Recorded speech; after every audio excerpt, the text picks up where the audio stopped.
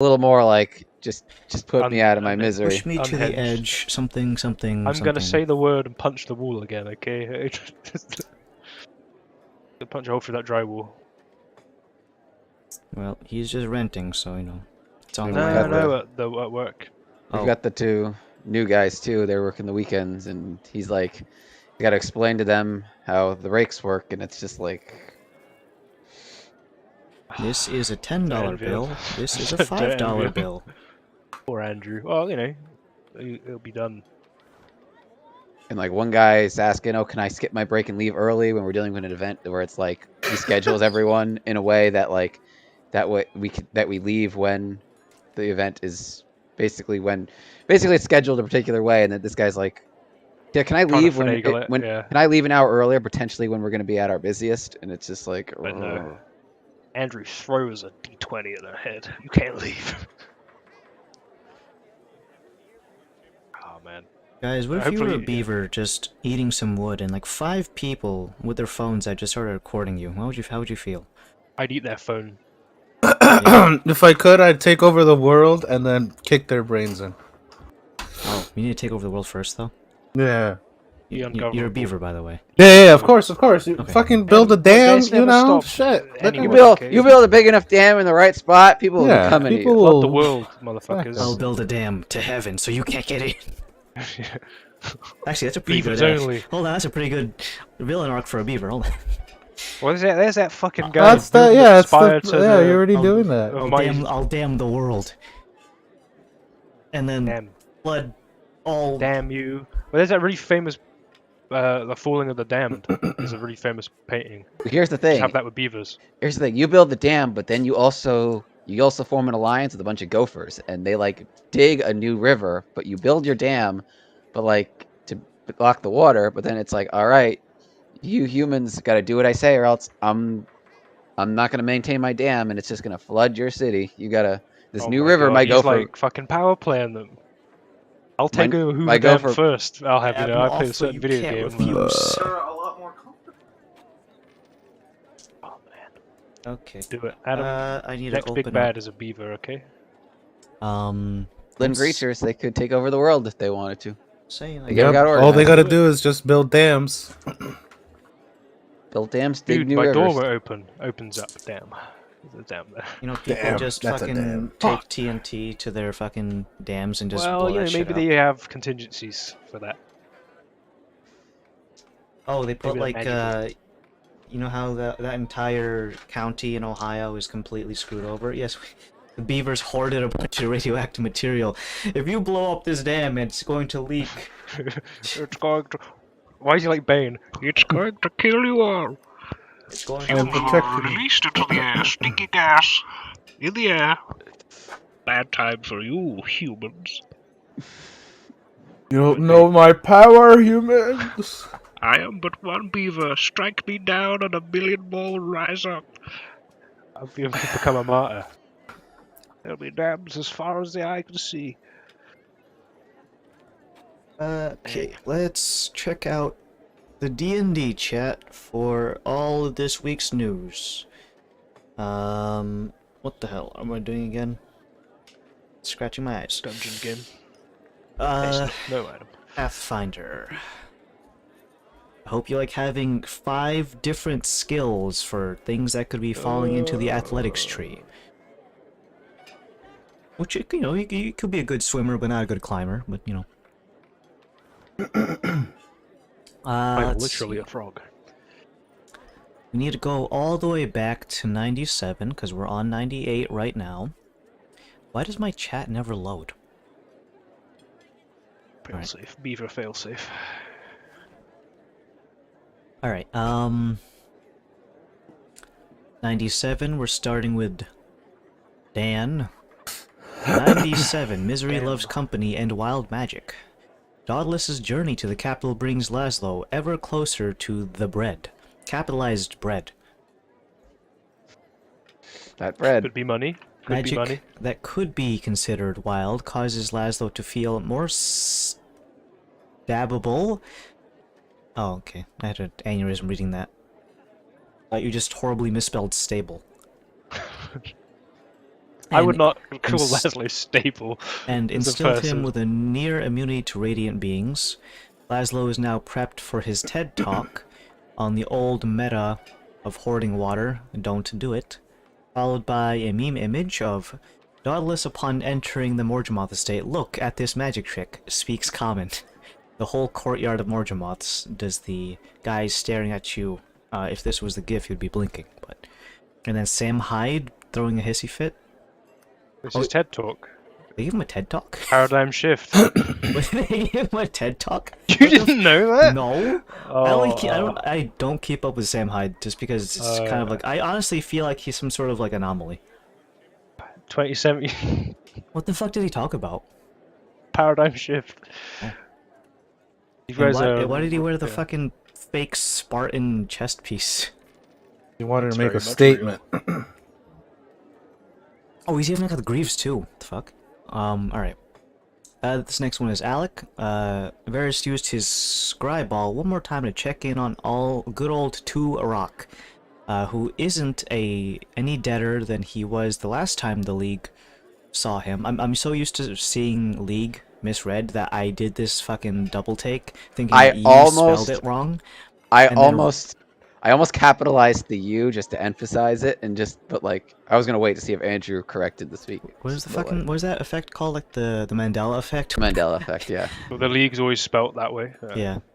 League's always been spelled like that. Yes, You're Garfield. wrong. I'm not wrong. You are. No, Garfield was always yellow. I What are you think he talking must be about? doing it on purpose at this point. Well, it probably was a mistake at first, but then he just adapted it. Leaned into it. Yeah. Let's see. Varys is keeping this info for himself for now, yes. He did not tell anyone what he did in the scry, so let's keep that in mind. Next is Pat. Zen used his bat powers again to explore a narrow tunnel in a mysterious cave. After finding a bone, Zen decided to get the fuck out and forget the entire thing. Zen pondered where the bees go when bat. Don't think about that. Don't figure. Okay. I mean, a hole is a hole, I'm just saying. And Andrew even made a recap, even though he's not here. 97, Dauntless back in the hot seat. Orb has been bagged. Talk ensued as to whether or not we should smash it good-like. He spelled arrival wrong. Arrival in the capital followed. Still don't speak dragon. This is unfortunate. Can't shout hot or cold at the other bipedal lizards. That's a Skyrim joke, because dragons, all they just do is shout words at each other when they do breath weapons.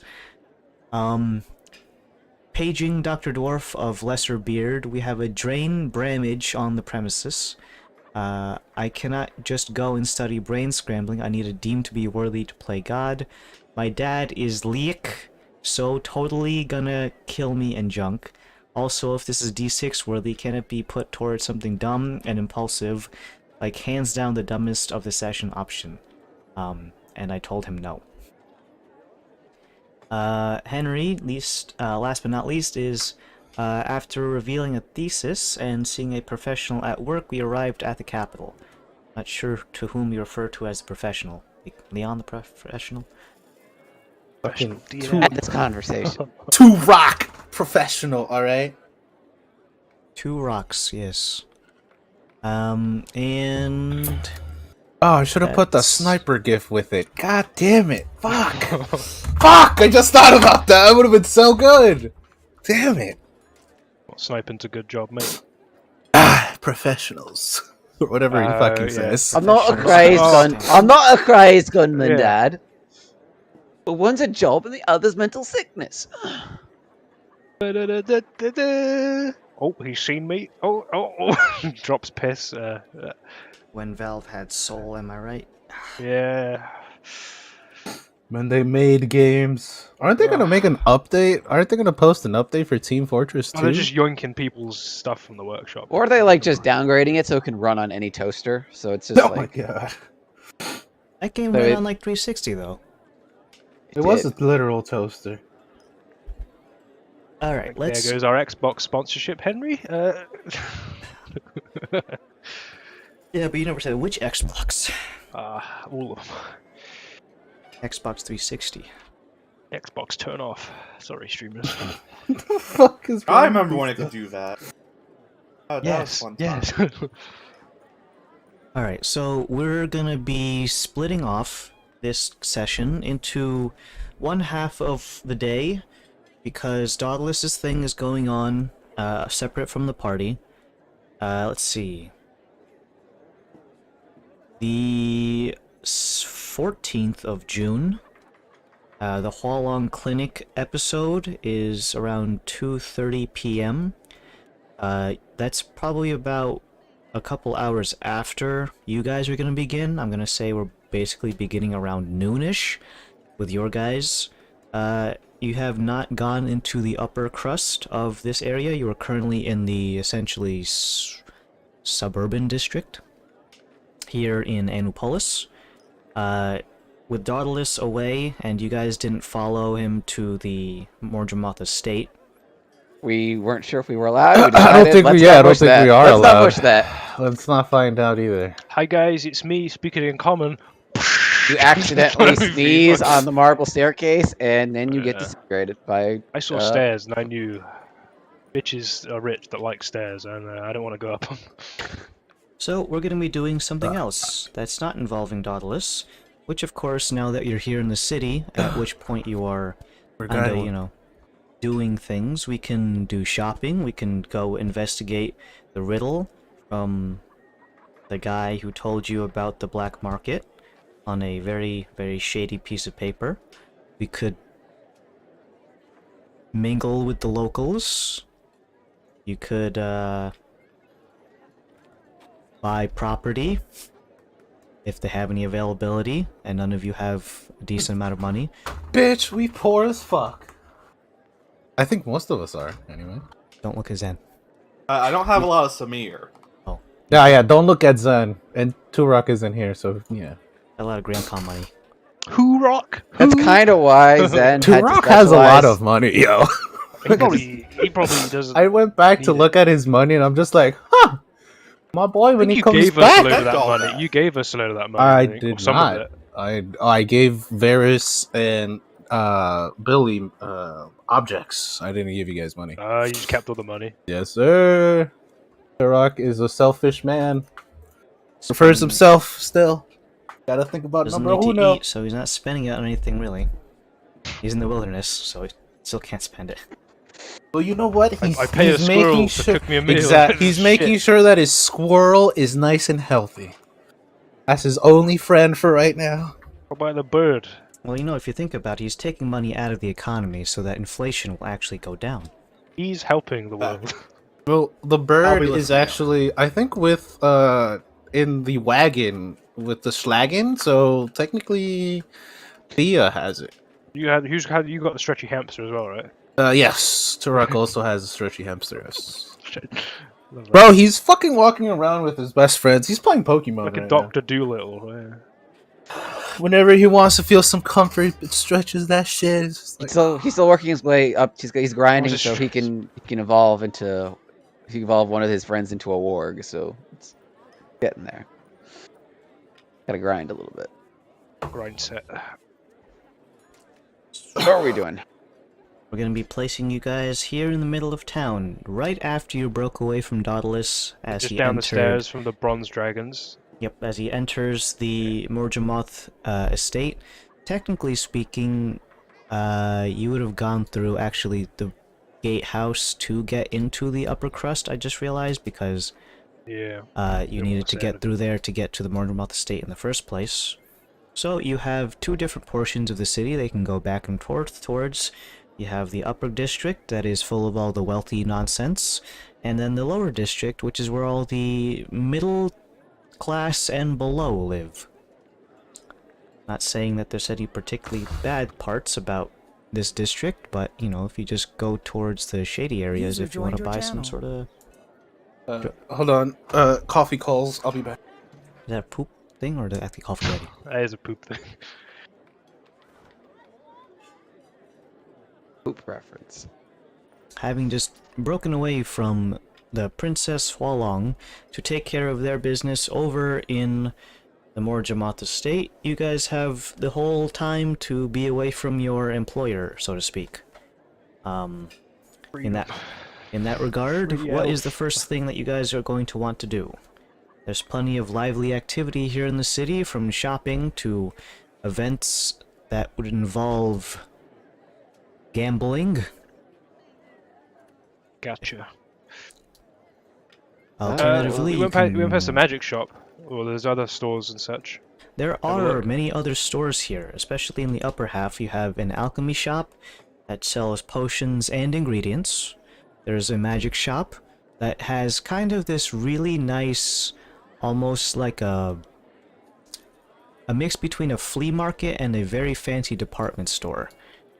It's kind of a relatively humble exterior, but the number of items that are on display in the stained glass window denote that you break into here, we got enough money to beat your ass with it. If that makes sense. I got like 70 rods of power behind this stool. You'll fucking watch out. I bundled them Boomstick. all together and will snap them all instantaneously. Goodbye, city. I'll do it, I'm crazy. He's a beaver, by the way, as well. He's You could be a beaver, yeah. with a dam of magical items. I mean, I'm more than happy to go there to burn some time and possibly trade some shit in. That's my 2 cents while we're here, Well, and it's near. I know you sent us the chat so we'd have it as reference, but I you have not actually told you that. okay. yeah. So I am just going to follow along and assume. Unless Zen wants to I'm do gonna something assume different, Laszlo has a plan, so I'm gonna big magic claim. shop. Big if true. Well, I know, but like, And it's Ulrich, okay? I didn't say it out loud. I just, I know. Now more than ever, we need to keep that up, because I'll die straight But away. nope. If you Let's go walk look at to this the, humble abode that is this chock-full magic shop. Whereabouts is it? How far is it from this big staircase? Is it just a little bit? Relatively close to the checkpoint that you guys came in through. It's one of the first things you see. Very prime real estate in that regard because, coming right off the highway, you can see it right there. So you can turn back to where you came from and just walk towards the checkpoint. At that, you don't need to leave, but you don't have to stay here either. You can go ahead and make your way over there as I just open up this fucking OneNote so I have all my guys. Insert, and a line left. Alright.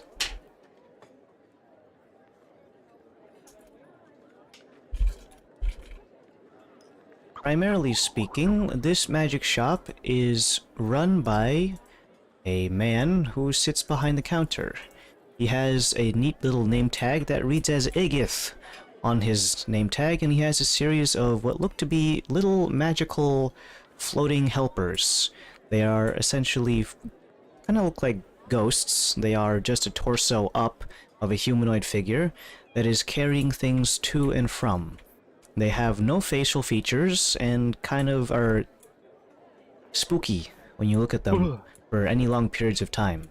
They do no harm in that regard, besides just organizing the shelves and occasionally dusting things with a feather duster that is not part of their person, so they can interact with mundane objects. Agith, who is currently working on something, has a large pair of spectacles that's magnification almost is enough to burn your reticles if you stare directly at the sun with them.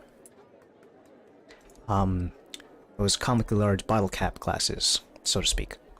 In any case, as you peruse the area, there are an assortment of small speaking rocks, magically enchanted to essentially try to get your attention.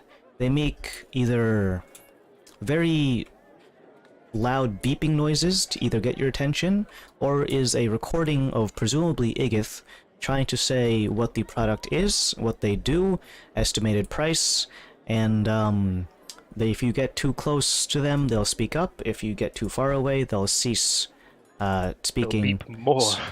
So that if you get too close to multiple at once, you do get a cacophony of sounds just speaking at you simultaneously. Too much stuff. I open the door and I usher the fellas in. So let's take a look. We've gone to a magic shop, Henry. I heard, yeah. I didn't know if you heard or not. As you enter, you can see that Igith himself is a very, very old-looking gentleman, but he is elven in nature, so old for elven means a lot of things. In any case, as you approach, he kind of looks up from his workshop and puts down some of his utensils. One of them is like a large pair of surgical pliers, almost looks like, and the other one is apparently a flathead screwdriver.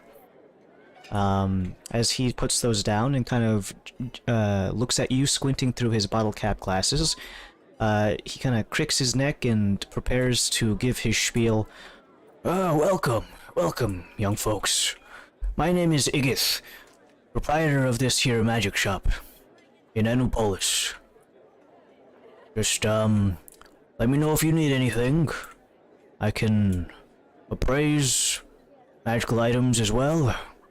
That is within my services.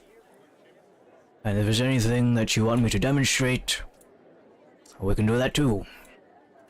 Cool. Then he just sits back down and goes back to his work, as if nothing happened. A small humanoid torso attendant kind of floats in your general vicinity, ready to presumably help you somehow. It doesn't do anything, just stands there with its arms folded in front of its non-existent crotch. And kind of just shadows you throughout your browsing. The shelves here are typically about 3 tiers tall, sometimes reaching the roof of this establishment, and are covered in all sorts of items that have been very carefully organized by very many factors, either height, utility, color, not utility, intended purpose, so weapons and armor can be found in one particular corner, potions of healing matter. He does not sell the same type of potions that, say, the alchemist would. It's a little bit of a weird contrast of things that are made through the alchemy station and ones made through the herbalism kit are technically 2 different types, so that's a whole finagle thing, but either way, he Spells does, in a bottle, I'm guessing. essentially. Yeah, okay. Accessories hang from mannequins or heads that are removed from said mannequins in order to just display things. One mannequin head has enough jewelry pieces that you're presuming that this thing would probably tip over just to the sheer weight of this thing being so top-heavy. Something that resembles a crown, a circlet around the brow, little piercings around the eyebrows, ears, lip piercings, all on the same mannequin. Probably adds at least like 5 pounds worth of weight.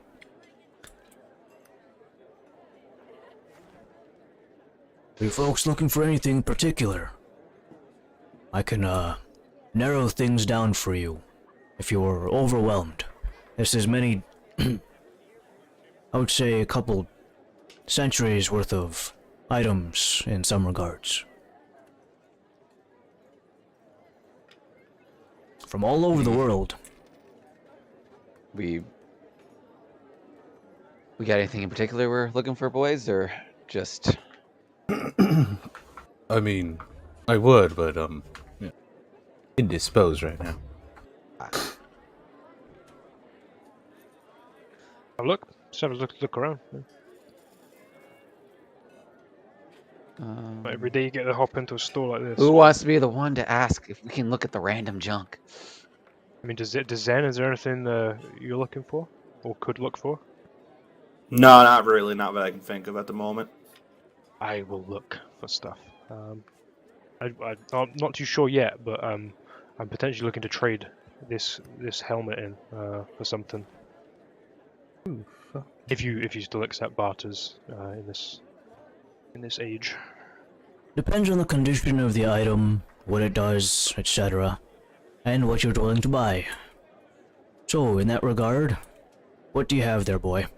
I have a thing called the Haymar's Grimace. Haymar was a man, I assume, or an orc man, but it gives the user immunity to the fear effect and can link with an individual, allowing you to use their social, mental, and wisdom faculties for a roll, for like a saving throw. He takes out his goggles and turns a couple of dials on the side. Increases the magnification of the lens, and a bluish hue appears around the lenses themselves, allowing him to quickly identify things without the need for the whole ritual. He asks you to place it on his desk, at which point he puts on a really nice pedestal that keeps it away from anything that could potentially scratch the materials. It's a very soft and plush little pad. Having inspected it, he instructs that if you would like to barter that item, it requires a bit of cleaning, but that's not anything too big of a deal. It seems that it's seen quite a bit of use in its time. Yeah, it's from Rutosh. I see. Found it on a guy encased in ice. So Well, if you see any items around here that are rare, then we can potentially have a trade of equal. And if you see anything lesser than that, we can see about giving you a bit of store credit. okay, awesome. Now, what kind of items are you trying to trade this for? As to narrow it down, I do have quite a catalog here, and to recite all of them would be... well, you'd probably be here by closing time. That's like a whole session. I'm shaking. I mean, that being said, is there anything? I reiterate my original point. But if we have something of a rare difficulty, is there anything that anyone collectively as a group may need or may think they could benefit from? Something that they think, oh, that would be nice. Or... Well, Yeah, does there look like there's any weaponry? There's plenty of weaponry. Everything has been nicely sorted into different portions of the store, separated by shelves, and have neat little signs and pictures above said sections. So you can see a weapon section that is symbolized by a crossed axe and sword. The sword itself, of course, is a scimitar. The armor and shield section is denoted by a torso piece of some sort of cuirass, and a shield that is laid diagonal across it. The potion section, of course, is a potion vial that is a little bit of a whimsical steamy effect coming from the lip of it. Magical items that are in the jewelry section denotes a very feminine-looking hand that is decorated with all sorts of beads and jewels. Accessories that don't exactly fall into any of these other categories just go into this one section that just looks like a sack for general goods. I'm just gonna go towards the weaponry. Is there anything that denotes rare on the little cards? Or There are plenty of items considered to be rare. To further narrow it down, what class of weapon are you looking for? a heavy two-handed or versatile weapon? So, great axe, great sword, or a versatile of either. Well, let's start with the swords, as swords are typically seen as the most heroic weapons, although requiring the most martial training to use effectively. There are plenty of swords, curved, straight, and some wiggly, kind of like a flamberge blade. In any case, you look towards a series of shelves holding them by the cross guards or by the actual scabbard itself by a little knocking mechanism. These swords are hidden behind a very clear but slightly stained glass window that allows you to peer through it, but no touchy-touchy. From left to right, let's go ahead and begin. I'm going to gloss over some of the ones that are not rare, just to keep things moving smoothly. We have one that has a curved blade that almost pivots to a hard 45-degree angle relative to the rest of the blade. This scimitar is denoted to have the capabilities of a... Now, weapons of this kind have the Swift tag.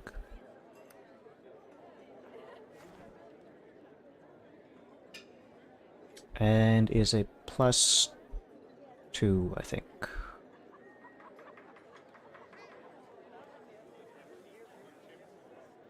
What the fuck is that? Alphabetical order. He gets what the fuck is it SU, in the SW. background?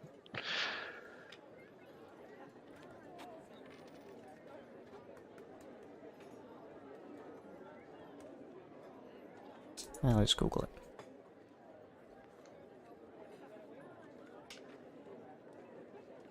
Oh, maybe it's not the word Swift, that's something else. But either way, this is a scimitar that is considered to be rare, although scimitars don't have the versatile tag, so actually I should have glossed that one over. Skipping that one. Let me go to longswords. Longswords are the ones that can be having the versatile tag. He does sell a +2, but that's not all. It's not just a +2. It Not all, is... folks. The little tag that speaks at you shows off this particular item. It is a typical longsword that seems to be from your neck of the woods over in Dominus, judging by the style and some of the depictions on the weapon's blade itself, almost like a storyboard, depicts a heroic figure charging forward on a chariot pulled by 2 horses. In his opposition is some sort of large creature that is almost 3 times as large as himself. The man strides forward with presumably the same longsword that is depicted on the same blade, raising it above his head as if to strike as soon as he gets close enough. In either way, this rare longsword denotes that is not only a +2, but comes with the caveat of being able to, if you are mounted while using this, you gain the effects of the mounted combatant feat. We do Alright. have horses back in Rutash. For just a quick reminder, the mounted combatant feat is you had advantage on melee attack rolls against any unmounted creature that is smaller than your mount. You can force an attack to target your mount to target you instead. If your mount is subjected to an effect that allows you to make a dexterity saving throw to only take half damage, it takes no damage if it succeeds on the saving throw and only half if it fails. So that is that longsword. Other than that, it's a Gotcha. +2. +2, okay. The next one in line is a battle axe. This one denotes as a rare. Of course, it is also having the versatile tag by default, judging by the class of its weapon tier. This one is known as the Earthshaker, according to its tag. It allows you to cast the spell Move Earth a total of 2 times per dawn.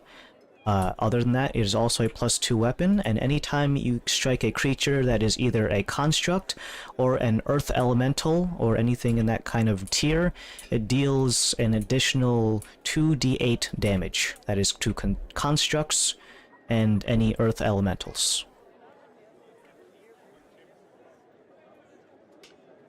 Okay. Something. Technically speaking, spears do have the versatile tag. Really? Yeah, you can one-hand it or two-hand it. Oh. Or is that quarterstaff I'm thinking of? The spears. Spears too. Yeah. Yes. Spears do have that, and you have this really neat one that is denoted as also rare. It is known as Sky's Reach. It is a spear that, upon using a bonus action to activate the phrase command, can increase its length to a total of a 15-foot reach. If two-handed, or a 10-foot reach if you use it in one hand. By default, spears only have a 5-foot reach.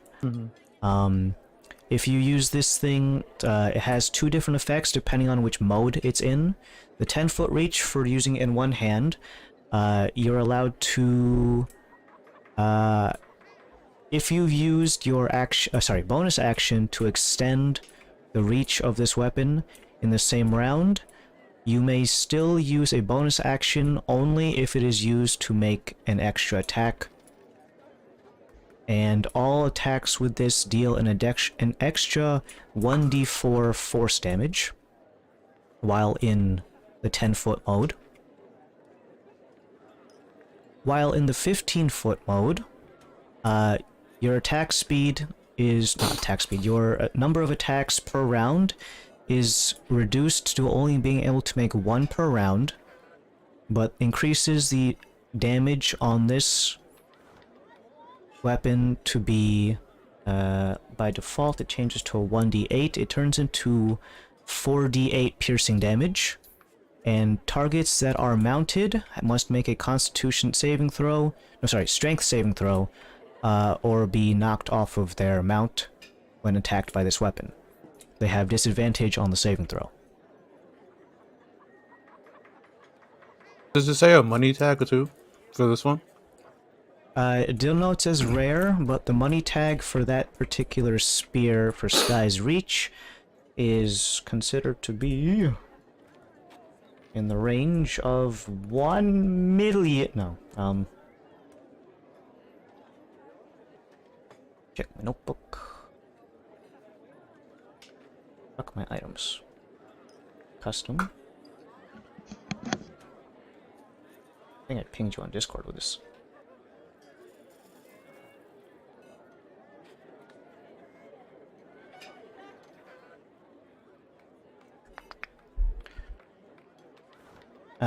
Rare item. This one starts off at 5,000 for rare. Samir or gold? That is in gold, which is Gotcha. the default 15 price. Samir? So 1,500. 15,000? Yeah, okay. Alright. Let's see, and then let's move on from versatile tagged ones to great swords, or great weapons in the least, but most of them are great swords. The first one here is going to be a good old-fashioned Giant Slayer. It deals extra damage to creatures of the giant race.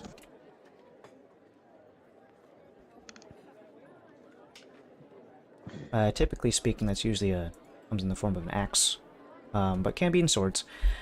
It is a blah blah blah. What the stone says. When you hit Blah, blah, blah. a giant creature with this, it takes an extra 2d6 of the weapon's type. Must succeed on a DC 15 strength saving throw or fall prone. For the purpose of this weapon, giant refers to any creature with a giant type, including Ettins and trolls. It is technically a +1. Actually, is it +1? Let me double check that. Because this one is a giant slayer. Rare, yep. It's +1. The +1? Yep. Jesus. Fuck no. Skipping over that one. I suppose it catches up because it's got a bigger dice that it's using. The next one is a different greatsword. This one is one of my customs, not from the DMG. So let me go ahead into my OneNote. Lots of tabs to switch over. One sec. This is DMing. This one is known as the Barricade Blade. It is a greatsword class, but can double if used when is not used and stowed on your back. Does take the properties of having a back shield. Oh. It's a very flat and wide blade to the point where it almost kind of looks like a paddle. Almost. Like pizzas with it. He's gonna. When it's not in use, it gives you the benefit of having a back shield. It does not require attunement when it is used in this way, but if you are actively wielding it, still doesn't use attunement slots, if that's your thing. But it also gives you ability to block for adjacent allies, giving effectively the The fighting style known as shielded, I think. Shielded fighting style. While it's in my hands. Yes.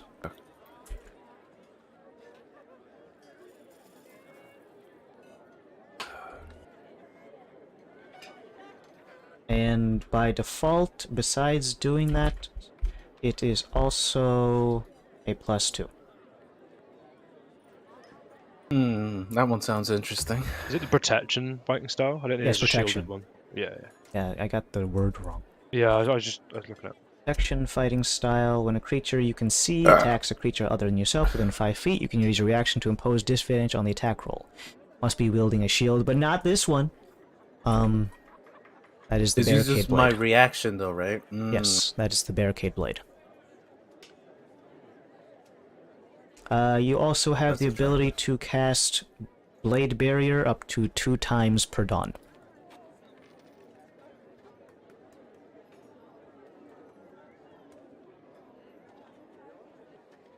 And recharges all charges at dawn. That's a 6th level. That's a 6th level spell. Holy shit! 6d10 slashing. Yeah. God damn! And it concentration 10 minutes. Holy shit! That one. And That it's one not. was a bit it's more expensive, though. I will say that. not attunement. Not attunement. So you could, in theory, pass it to your boy when he's about to get fucking whacked or, you know. I used my reaction to block for you. Now you need to. Actually, no, you couldn't because then it I would get can't your use reaction. them. Okay. Well, Can't use them. well, And, it doesn't use attunement though, so you know. In theory, you could pass it to your boy mid-combat, and then he could use Blade Barrier. But then if you Oh, take the really? sword away, then he would lose it. So don't just pass the sword back and forth like that.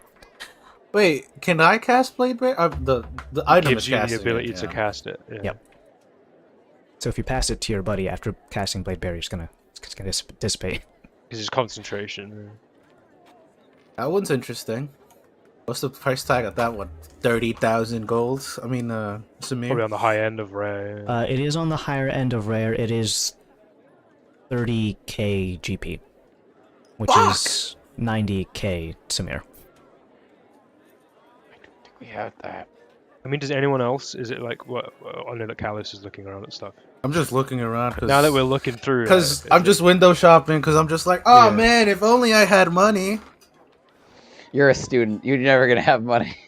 I'm in crippling Oh debt. man, Once I If get out only- of debt and maybe get a job and eventually my 30 Oh, years of get a job. employment, I can eventually maybe buy this if I take out a loan. I'll be Oh, back man. then for that. And by that time, some guy who was selling cryptocurrency bought it. No. This fucking Samir Dragonborn piece of shit came in. And finally on the list is the only great axe in here. That one. I'm gonna buy it. No, I don't care. I don't care what it does to you. I'm buying it. I don't give a fuck. I'm I rolling big I am dice. Henry, I have a type, and it's grey axes. Not women, I am but Henry. grey I axes. have a type, and it's great axes that do D12 damage, baby. This one D12s has are a getting lonely. particular style that is synonymous with that of over in Rutash. It has a This says slightly T10. Viking-esque theme to it. It is a very long pole with a bearded. When I say bearded, I don't mean hair. I mean it's a bearded axe. It like, hangs back a bit, doesn't it? It is a long shaft, but a single head on this, so technically it is still a great axe. Wow, guys, I thought we were all adults here. Come on now. But anyways, it is a very large axe with a head that is only 1 bit, but is still considered a great axe. This is, according to the tag, it is... the tag doesn't do that. Damn it.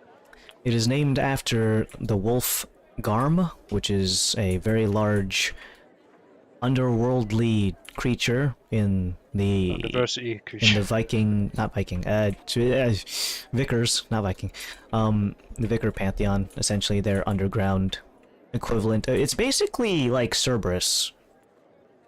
Do you really want an axe possibly named after a squid or squid's pet? I mean, I'm not the one carrying Guys, around a I mean, communication device with Hades, but you know, it's okay. In either case, the axe Hold on, my Garm guy. is a total Envy. of... This one's a hefty one. I'm gonna name the price tag first. A heifer. This one is 45,000 Pounds. Ah. gold pieces. And translates that to Sumir, you can just do times 3. In either case, Garm, the axe, is a total of a plus 8. You don't even have to roll, it just hits them. I just think about it. I It just choose hits. for you to die. I choose your death, motherfucker. weapon plus something. I think it's attacking his camera right now. I hear my phone going off in the other room. I left it charging. Let's Okay. go find out. Oh wait, sorry. Garm is a very rare though. That's a difference. Oh, okay, nah, fuck Ooh, that. the pebble I'm good. lied to us. Wow. Wow, Adam, such a tease. Sorry, it's a plus Such a 3. tease. It's a No, plus I don't three. want to. I don't even Runs want to hear the details because I'm just He'll be gonna thinking be about it. teased. He'll be waking up Yep. at night going, oh, I'm just gonna be God, like, nope, wax. I'm good. Now I'm gonna look at the boys and see what they're doing. Alright, so no Garm. No Garm. Nope, you teased. I mean, you teased. got the butcher's dance. You're bowling. No, I'm not. You I want wouldn't a want great to hear axe. what it does. Nope, because then I'm gonna be at I'm night. I'll be Turok. like, what I could have had if I was Yeah. rich. If only I had money. Ah. No, I'm good. Alright, I so mean, is there that's any like all. light armors? Plenty. I will look at some of those. What rarity are you trying to... Rare. Okay, rare and lower. Rare and below, if there's any. Okay. Well, let me close that, because that's all the... Because Alright, I can wear those without fucking with Blade Song. Alright, well, you pass by some of the ones. There is a legendary in there, but you're gonna glance over that, because... Well, you don't want to look at it. You guys are just, It's you just know... a giant squid, live. Squid blade. What are we looking at? Is the weapons, or did we? The light some armors. more- Henry light- was goaded in. It was actually a very rare. Adam and teased me, and he's just like, we nope. were looking at it's light very rare, armors. bitch. One of our viewers is asking if the magical talking stones are for sale. I can make those. Andrew. I can't. Hi, Andrew. I can legit make I those. can't see the chat. I don't know what the fuck wrong with my OBS. Hi, Andrew. No, it's not. Oh. It's not on. It's not in the chat. But Okay. yes. Tell him, It is. tell him I can make those for him if he needs them. Shouldn't you be winning basketball, mate? He's not playing basketball. He's Winning just... the game. He's playing. He's winning. That's what. He's Shouldn't gonna- you be winning? So just take in Where's the mind, headband? armors that are considered rare are only at +1. So light armors, in this regard, are going to be +1 unless stated otherwise. Okay. Not including for magical effects. So, either way, let's go down the light armors of rare or below. There's no such thing as a below rare actually for armor, because then there's no such thing as a +0. That's just default bitch armor. I mean, That's what Igith says. That's regular ass. what are you, poor? Yes, slightly. No. But +1 armors in the light category. Most of them are typically either made of leather or studded leather, but we do have one instance that is made of hide. It kind of looks like it's worn by someone from Utash as well. A very furry themed that kind of resembles that of like a Viking guy. Fur-lined interior and fur exterior. Kind of just looks like a shag carpet. But into a vest shape. But it's still considered light armor. Despite the fact that it's probably not really going to block much. If it gets wet, then you'll be weighted down. Hella. This armor is well suited to either climate because it ignores extreme weather conditions and allows the user to never be lost when traveling unless by magical means. It basically gets you the ranger's passive. I just sorry, buddy. I'm taking your role. Grass that way. I'm joking. I'd never step on the turf of Varus unless. Okay. Unless you're planning his demise in the near future. Get this guy. He's that guy you want to kill, not me. Get him. Looking for an okay. elf, remember? Yeah, look, there Look he at is. me, I'm just a fat Look at his bearded man. ears. I'm just a giant ball of fur. That one's on the less expensive end of the rare category at only 5,000 gold pieces. I say only, but you know, considering how much money you have, it could be relatively rare. Let's go over to the next one, which is a armor made of leather. It has been pitched to almost that kind of black that almost absorbs all light. Probably shouldn't wear this in the desert, but you know, if you can get over that part of cooking Cook inside your yourself. own fucking armor. This one also has a styling that is not from around these parts. If anything, it looks like something from Zen's neck of the woods over in Gromnil.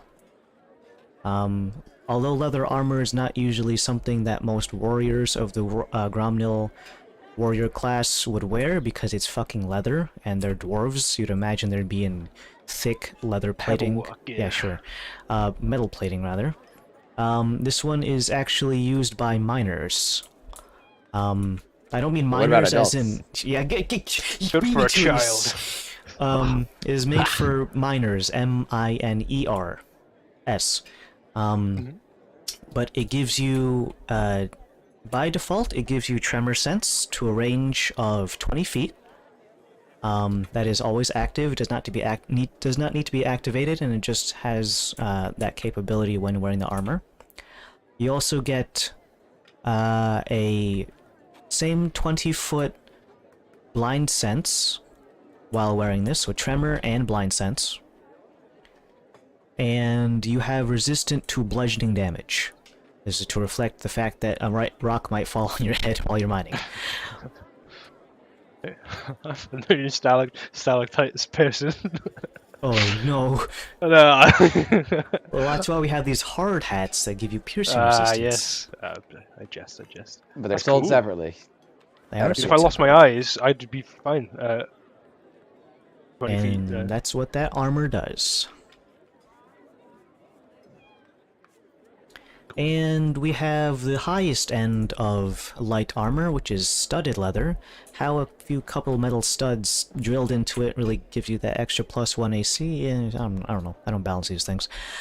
Also a +1 armor, as is tradition for rare armors. This one has a really cool ability, and it is native, according to the tag, from the Valutali Isles.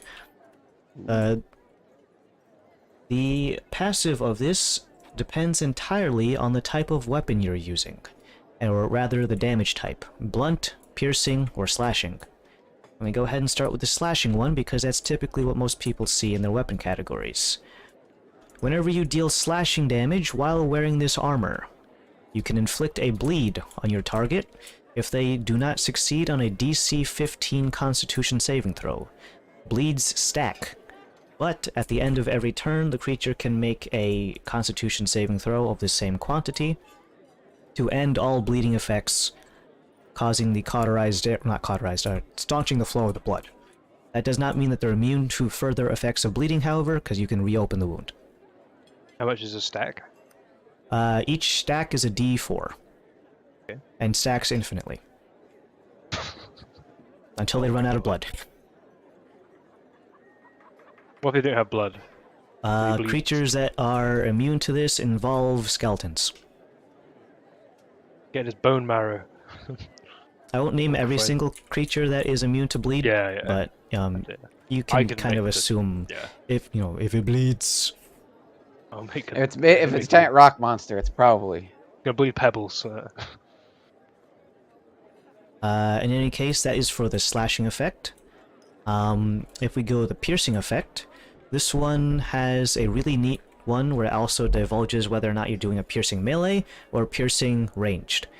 Whenever you have piercing ranged, if there is a target on the other side, you can essentially make your arrows pierce through the first target, and you can make another attack roll against adjacent targets that are essentially, if you draw a line and you can touch the other guy, it's a piercing shot.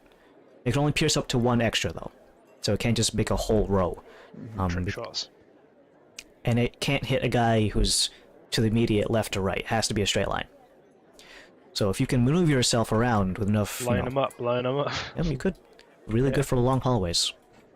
That's the effect for ranged piercing. If you're doing melee piercing, such as a rapier, spears, pikes, tridents, and the like, anything that goes stabby stabby. Technically also short swords do stabby stabby. But either way, if you're doing piercing melee, this ability allows you to, if the enemy is using any type of non-natural armor, you gain a +2 to hit, as if you are piercing through their armor. But if it's natural armor, then it does not affect the creature. So that is the piercing, both melee and ranged. And the blunt one, typically for things like hammers, maces, and the like. Creatures that are struck by you must make a Constitution saving throw, or else anytime they cast a spell, there is a 1 in 5 chance that they are not able to cast a spell. It is called the Bell Ringer effect. Simply put, it is if they roll a d10 and a 1 or a 2, spells fail. Does this item require attunement? This does require you to attune to this studded leather armor. It also comes with, it's really neat because it's not just the armor, it comes with like this one really long sleeve that's attached to it on your right hand, that and then the left hand is bare, so it kind of has this like half vest on the left hand side, but a full sleeve on the right. And it's assumed that most of the enchantment is around the arm part, because that's where all, screw you lefties. But still, it works even if you're not left-handed, or if you're not right-handed, I mean. That sounds potentially useful. That one is at the middling ground of price for this category at 20k GP worth, or 60k Samir, at the rare quality, +1. I know it's a lot on that one item, but, technically you only really get to use one advantage of it at a time. Unless you're constantly weapon swapping, which you can do. I mean, you did just give me a longbow that swaps weapon type damage on the fly, so that's why I'm like... Oh shit, yeah. He's bludgeoned some I have fucking wizard, armor that I am attuned to, but I don't know if that's a loner. We don't know if our... What armor is that? The Is that one the I got loner? from That's Dolan. the Valkyrie. Yeah, Is so I don't... yeah. What's that shit do? Why? It lets is me it fly. a medium or light? It's leather, so like the AC, I think, a +1 studded leather, I think the AC would come out the same. It's just the ability. Adam was like, no. Dude, that'd be fucking, that'd be good. No. I mean, I'll trade you. I wouldn't mind flying. Let me look at this Valkyrie. Do you have it like written down anywhere? Adam put it in the. Let's see. Well, I was just saying if no one else wanted anything else, like I don't know if we were. I can't. Yeah, we can look at the other things. Like, do you have anything, Zen? You don't. Only thing I'll ask is because they're rare. Are there any fist weapons?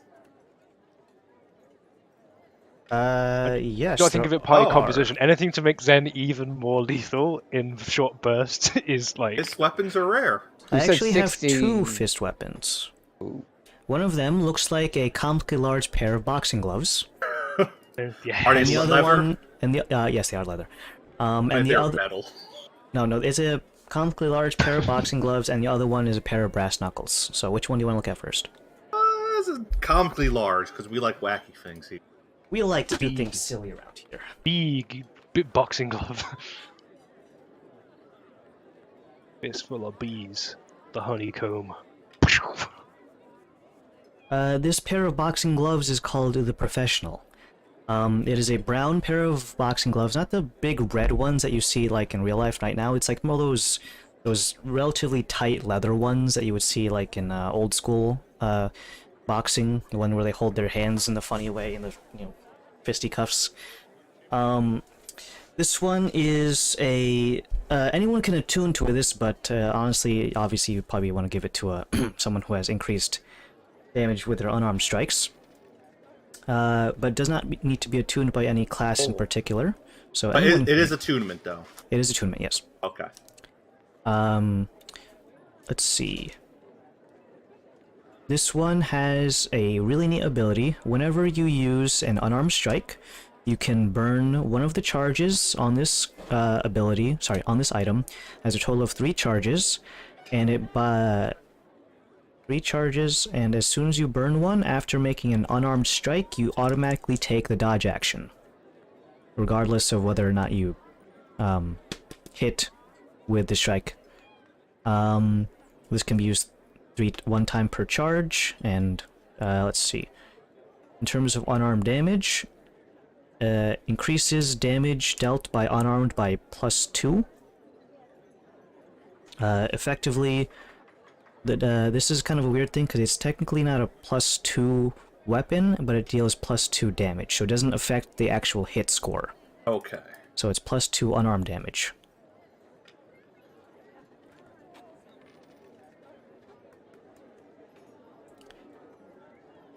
Anything else other than that? Nope, actually that's relatively it. It's a really pretty short one, and this is actually a uncommon item, so it's actually cheaper than the rare items. Now if we go over to the brass knuckles, this one is considered to be a... let me double check. Oh. These are legendary. Oh, I want to hear anyway. Aha! Got I it. knew someone would want to. Curiosity would get the better of one of us eventually. Upon further inspection of this, and also the tag reading it for you, these are not brass knuckles made of brass. They are made of adamantine. A very rare material that is incredibly hard to find, and rare.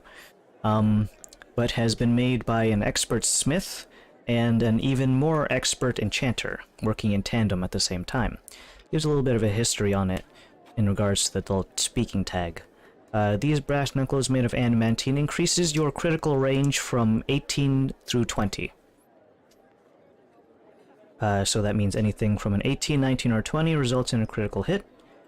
But that's not all, folks. This is also a +3 weapon. And any time that you defeat a monster... oh, sorry, defeat a creature, not monster. It doesn't have to be a monster. Defeat a creature with this one, you can have a charge that you gain. Charges are not gained by any other way besides defeating creatures, however. So, you can hold a number of 5 charges at any given time, and whenever you want to, as long as you have a charge, you can burn one to cast a false life on yourself at level 7. That's 10 Good. HP, right? Yes. Yeah. A lot. It's 1d4 plus... That's a lot of health. I think like a heal spell.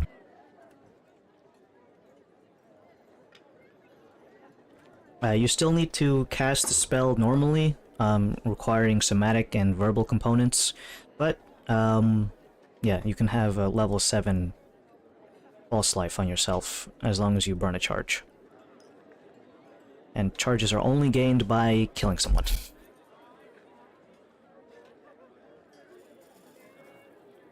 Then I'll just move on. I can't afford that. Cries over. This is why I didn't want to hear what the greatsword did, because now you're just like, damn. I imagine You win. Zen Fuck. looking into his looking Fuck. at his wallet and just counting 2 coins and just being Why's like, that fly? It's probably a B. In Listen, Texas. we're about to take down an organization. It's okay. Get some money then. I say internally, and I don't say it out loud, obviously. If you want to, he also sells spell scrolls and potions that are essentially just bottled spells. If any of you have any particular things that you want to just drink. He's like... What the scrolls this guy got? he's got all sorts of spells, from level Potions. 1 all the way up to level 5. So if there's any spells in particular that you think that you would want, there's a good chance that he has them stored away. What do I have? Let's have a look. Again, 1 to 5. Potions.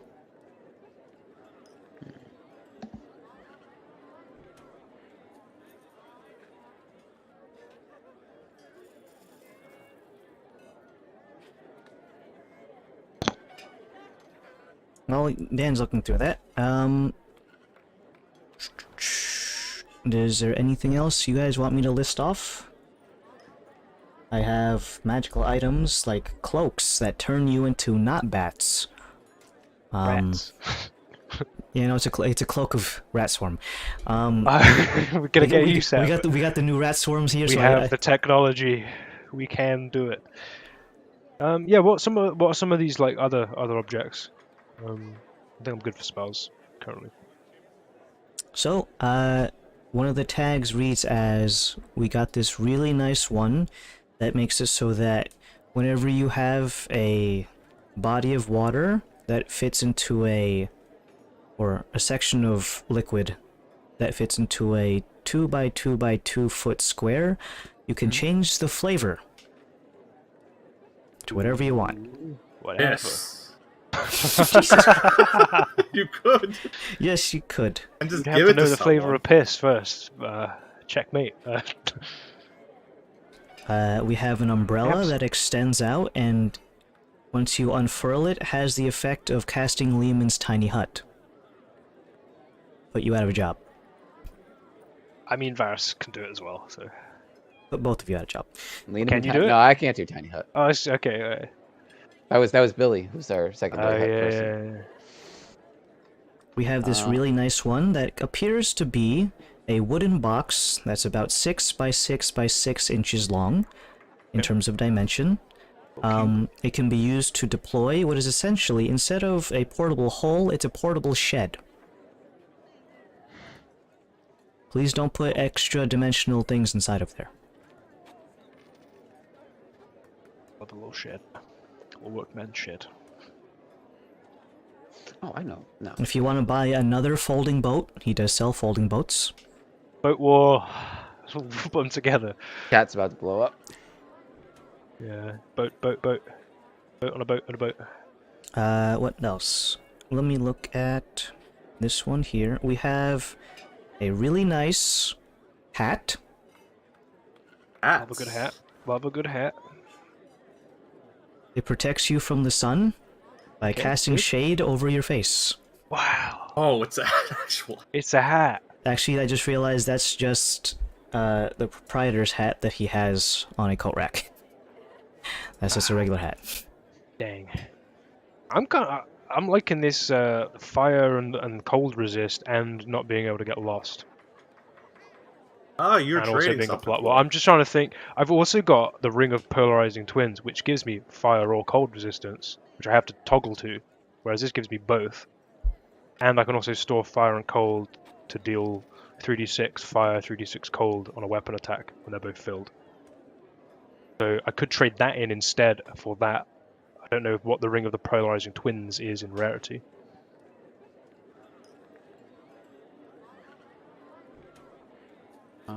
Polarizing Twins is considered a rare. I mean, that's just an upgrade, right? Because I'm getting fire and cold resist Yeah. instead of toggling them, and I can also don't get lost. And it, Upgrade. Keep in mind that's fire. It's not fire and cold resist. That's to the extreme weather Oh, conditions. heat. It's not the actual. That's not the okay, maybe damage not then. type. That's Maybe not just the then. weathers. Okay. Actually, now that I'm thinking about it, just out of curiosity on the pricing for the scrolls and potions, is there any? Does he have greater invisibility, and what's the price on that? Greater invisibility, I believe, is a pretty high level spell. So it only What's has 1 level through 4? 5. Is I know it? it's level 4. Yeah. Okay. It is level 4. Just curious. Level 4 scrolls.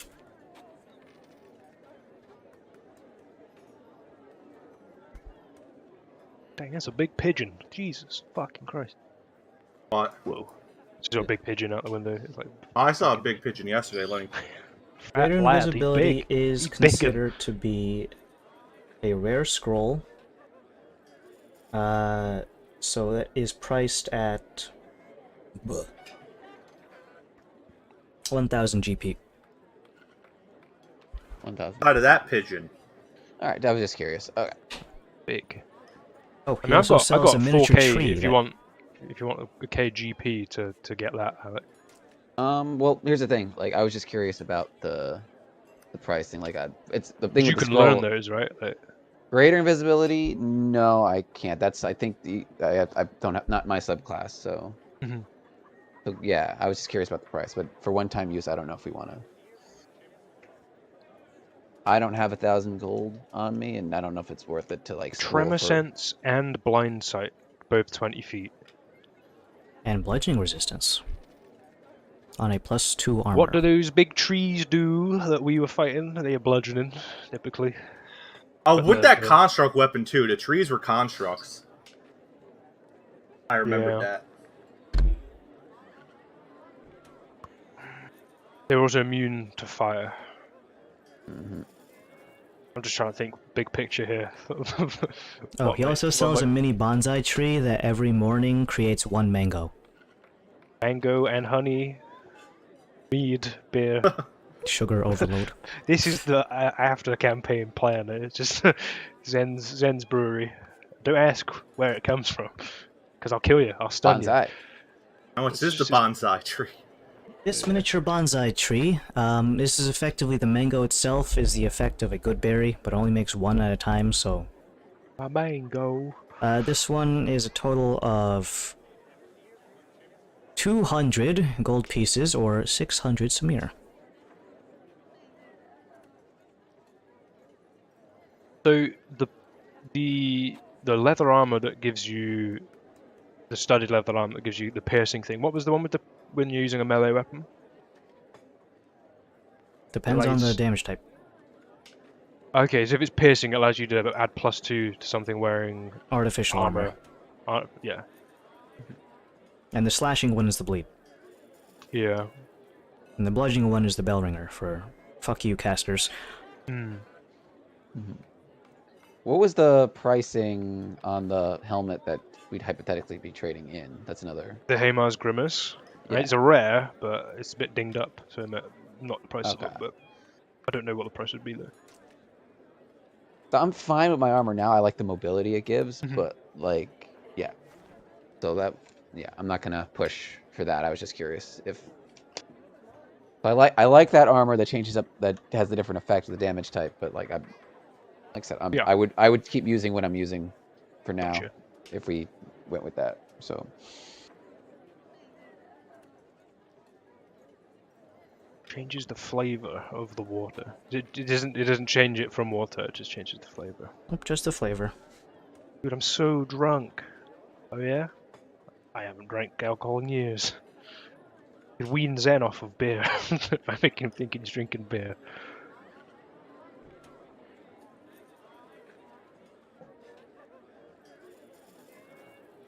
God, tough.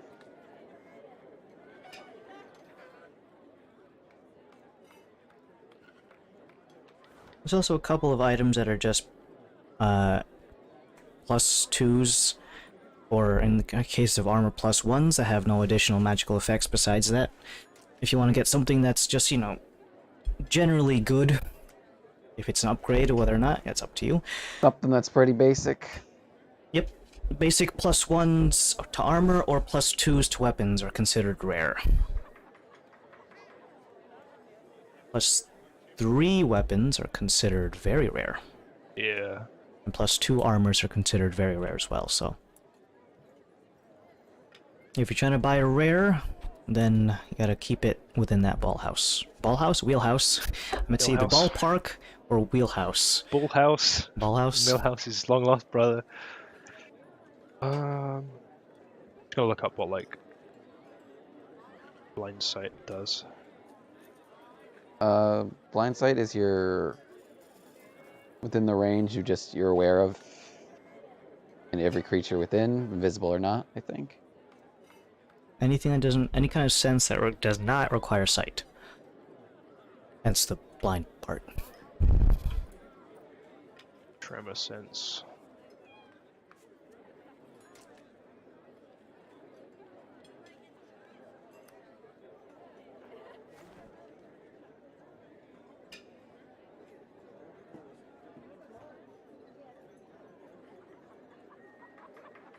I think I might take the one that gives me bludgeoning resistance. The furry stuff. For the cold and fire extreme weather. trade that in for Haymar's Grimace, I think. Unless there was any last calls for you. Or were you happy with that? No, it's your, but it was your item too, so it's like, Sure. yeah. So I can just withstand weather on both. Extreme spectrums. heat and extreme cold, you gain immunities to those. Does not give you resistance to fire or ice damage. Yep, it's just the weather. Yeah. And makes it so that you cannot be lost while traveling unless by magical means to do so. Say plus And 1. Oh, I'm back. which was the bludgeoning and That's bludgeoning the resistance? that's the dwarf thing. The dwarf thing. Tremor sense one.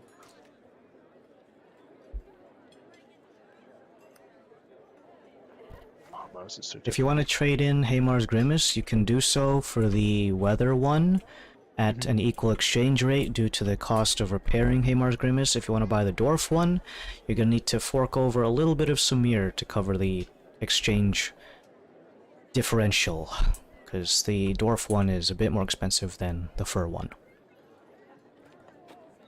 Sure. Okay, I'll do that. So the difference in price is going to be a total of, for Haymar's Grimace, it's versus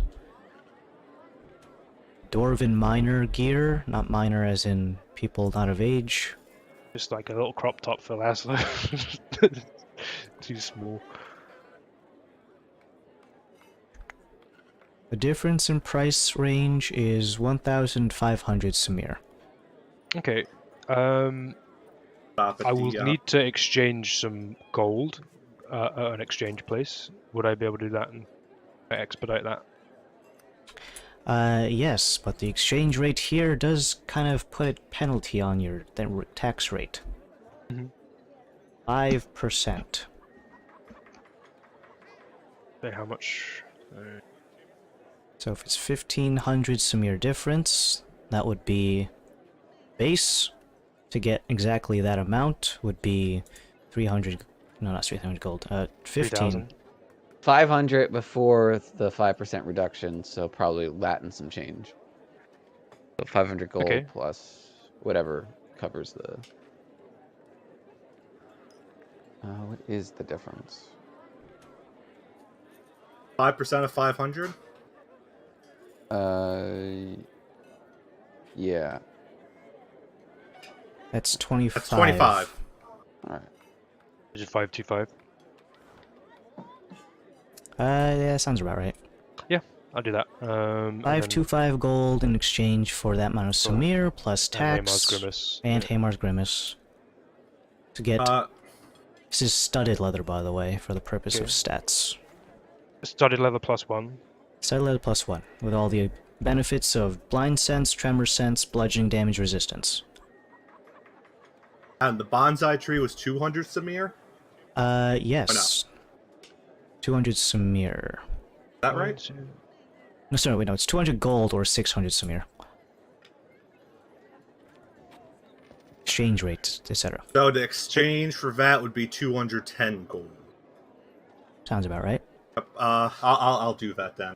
I need the Sure. mango. Gotta think of the future. Yeah, if you get trapped in a hole, you can just live forever. So. You could. Well, no, the mango bees would juice, die like- off. I need 2. Oh, Yeah. Double Oh. food. I'm back, guys. Sorry. Hey. So it was blind sense up to a range of what? And tremor sense? Is it 20 feet for both. 20-foot radius. And Zen bought a mango tree. So I'm assuming that it's like a bonsai size tree, but it's a mango tree. You're gonna put it in your beard, aren't you? It's a little plant pot. Doesn't even need the soil. It's I compost in the beard, so Traded for. I'm gonna call it dwarven. Miners. minor spelt with an O. E. No, not with an It wouldn't fit. Like 6'8". I'd be like a fucking. Dwarves aren't that tall. Exactly. I'm like a couple of dwarves tall. Dwarven miners, studded leather. Cool. All right. Well, that's trade deal of the century right there. Oh, if you want the actual name, it's the Black Canary studded leather armor. Minor armor. Minor. Stop it. That's a sick name. That's a way better name. Fully grown canary, not a child. Totally adult. The of age canary. Age There of you go. consent in these parts is No. it's only 13 down in Mexico. Hey, the stream Well- stopped. Why did it stop? What the hell? By Amar's Grimace. Delete. Bozo. Gone. Were you even using that, or was that just in your pocket? I was used immunity to fear. The other effect on it I'd never used. It was difficult. It was within 60 feet. If I link up to someone, I can substitute. I think I can substitute their saving throw for either charisma, wisdom, or intelligence. Vice versa. I mean, the only thing for It would be like, Dauntless, you as the essentially. wizard, yeah, Dauntless, and then a charisma saving. Yeah, throw, yeah. So if I like- need to make a charisma saving throw and I was close to him, I get his bonus and his +5. Mhm. So it's you have to bond pre, so it's just a bit of a finagle. Is this also attunement? It's, It is not attunement, but we it still are- takes time to don and doff armor. So if you wanted to say, yeah. change it in the middle I'll of put my combat, gear on. I'm gonna strip in combat. 5 of 3. We're Wow. safer. So is it 20% now? It is. 20% 20 chance to and blow below. up. I mean, High fives, my fellow 20% Chad. Or you're on it was only 20%, 10, Henry? raised 10%, I think. Not 10. Come and you'll be there soon. And depending on how fast he I'm not an he asshole. levels up versus how much time how he He's gonna stacks those get yeah. He's items. gonna have to like arms race himself to get even more. Like, hell yeah. Okay, well that's me. Yeah. I realize I can use this as well. I can just cast darkness with that staff, and then I can just see anything inside it. So, watch out. Watch out, world. Sorry, watch everyone out. else, but you're blind. Oh, I can choose to make you not blind. Within there Whoa! as well. It's almost as if I made the staff for that. Anyways, The black canary. anyone else want to do anything, or are we done here? I think we're done here. I'm putting that on. Can I put it on and see what it looks like in the mirror before I leave? It's like going to the bookstore and you can't buy Is there a anything. mirror in here that I can look at? They have a magic do that. mirror, but it only I'll shows look at you what you want to see. That's perfect for Absolute Laszlo. Oh, That is how perfect much is for this Laszlo. mirror? It's like- It's Oh, just He a doesn't- fucking. No, but Laszlo wouldn't even realize that it's magic. He would just Oh, assume. I just see that anyways, yeah. It just Look, shows good the looking fucking. guy. It just shows the Giga Chad version of yourself. I see no change. I see no change. Corporate needs to Six strength. corporate needs to have you find a distance between these two images. It's the Yeah, same. it's the same image. I love that none of you fucking know that as well. That's happened to me. You're just like, oh, that's just him. There's nothing new on him. He was always like that. He always carried a Yeah, mirror I just made it around. even worse. He's always sorting his hair out. I mean, ever since we got back from that dungeon, he's been doing finger guns at himself a little more often. But you know, he's What the hell's that? he's a weird guy. I'm not a weird guy. Okay, cool. Is it black in leather as well? Like the studs, what we style in here? Guys, I gotta move some boxes. I'll be right back in maybe like 5 yeah, minutes. that's the thing. Yeah, we're sending care packages to the Philippines. I gotta move the car, or move the boxes into the car rather. I'm gonna move the Philippines. Oh, bathroom break. That means. Yeah, a little break. Little break. In a minute.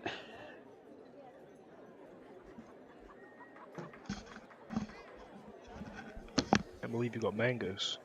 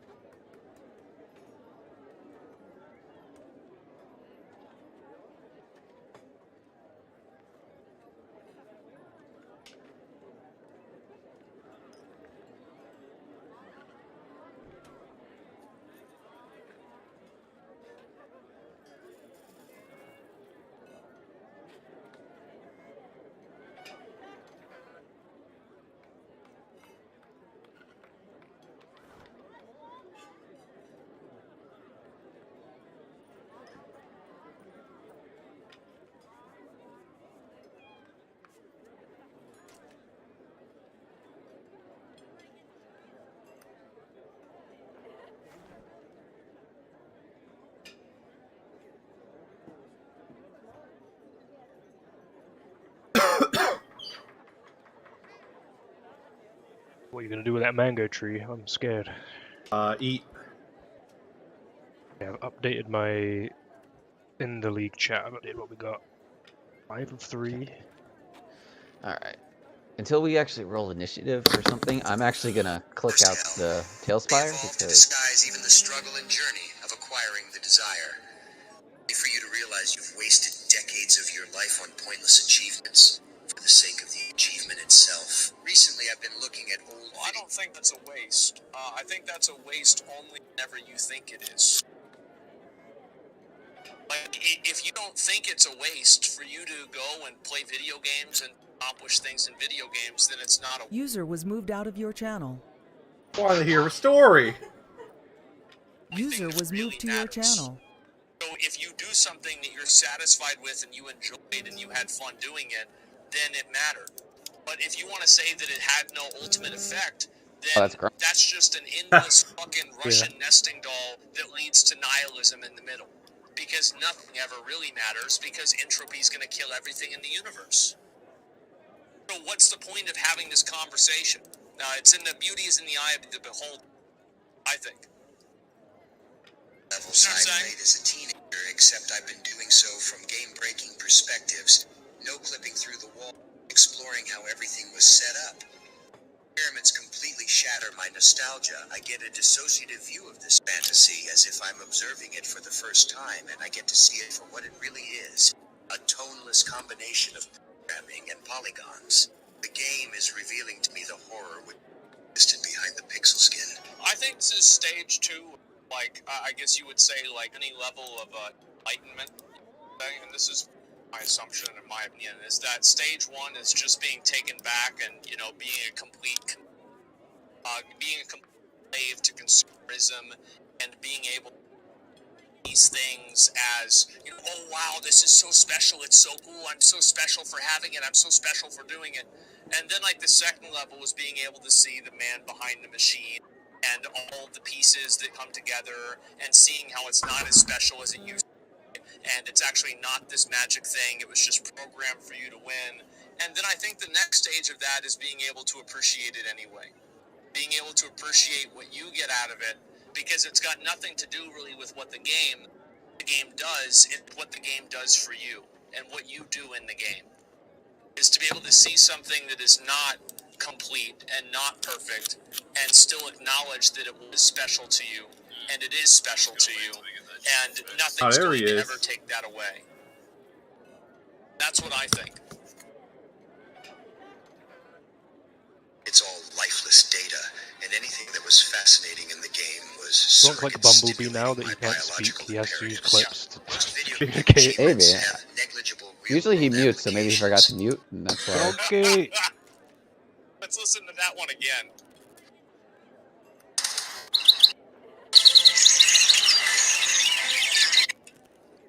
Most video game achievements have negligible real-world applications. Man, bro, if I was 16, I would be downvoting the fuck out of this video. Docs, this is an Asmongold right here. But okay. They're artificial challenges with artificial fulfillment. Yet we pursue these objectives with the same vigor and passion we would have normally used to fulfill physiological needs. I don't really think that's true.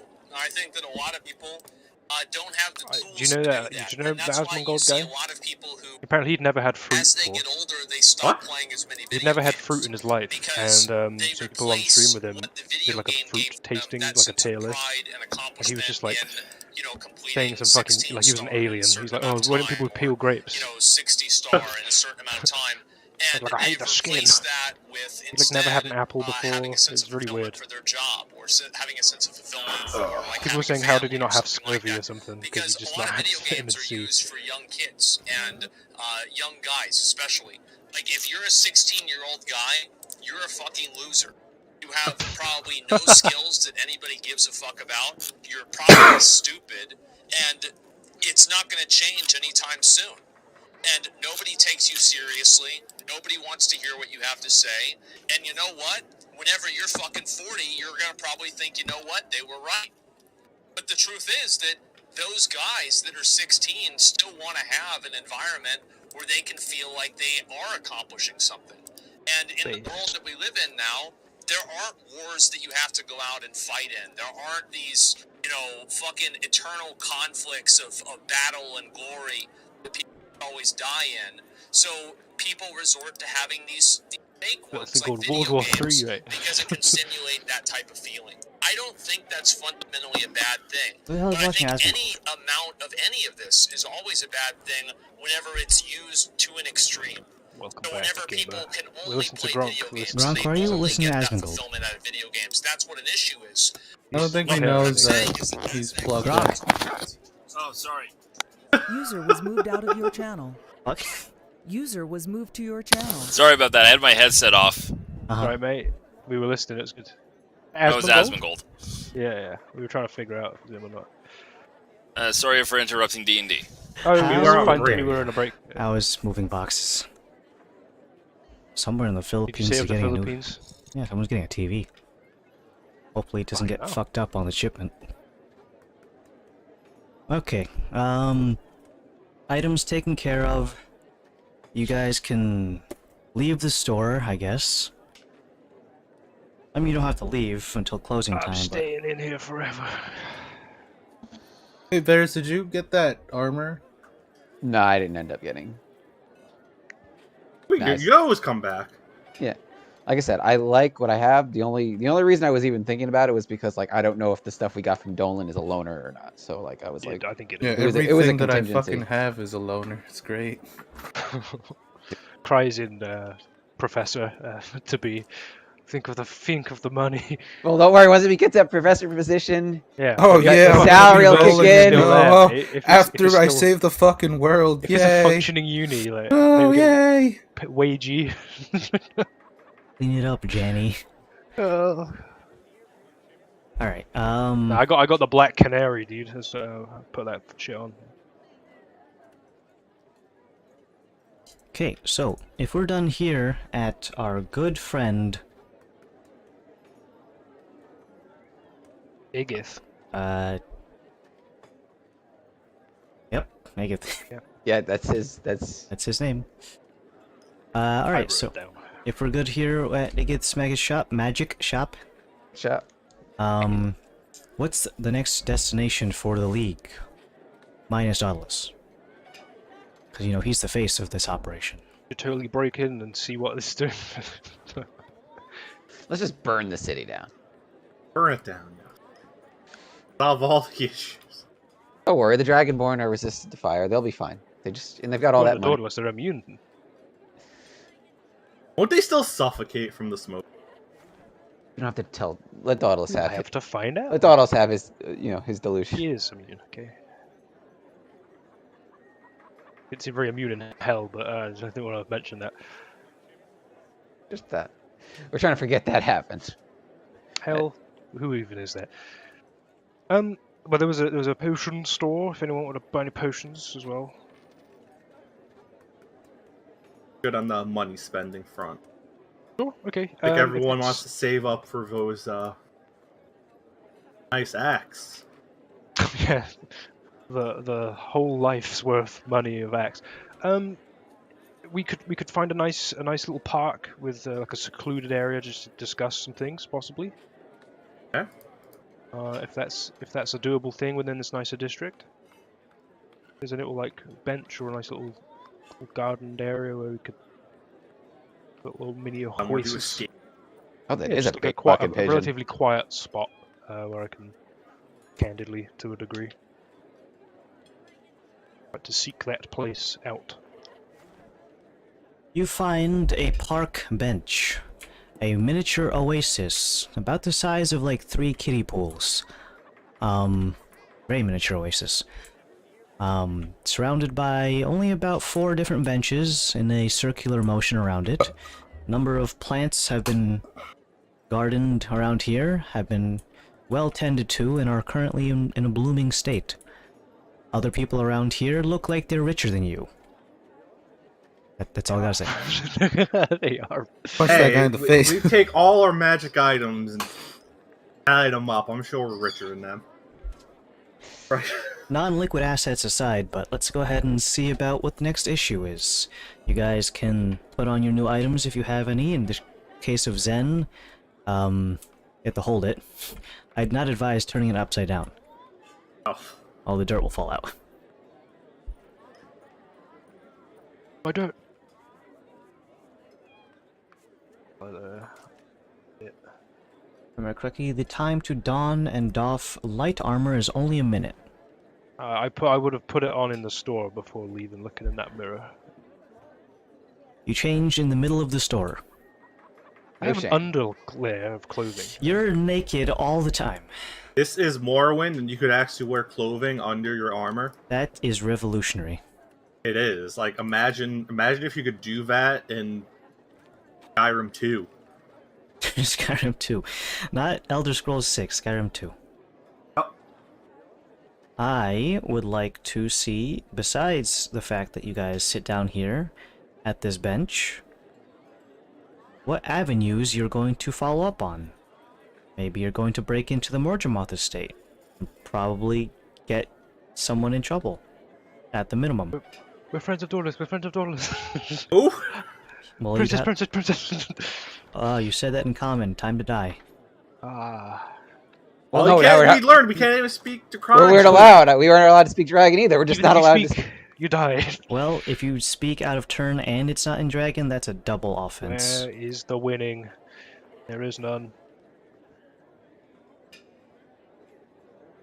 I navigate back.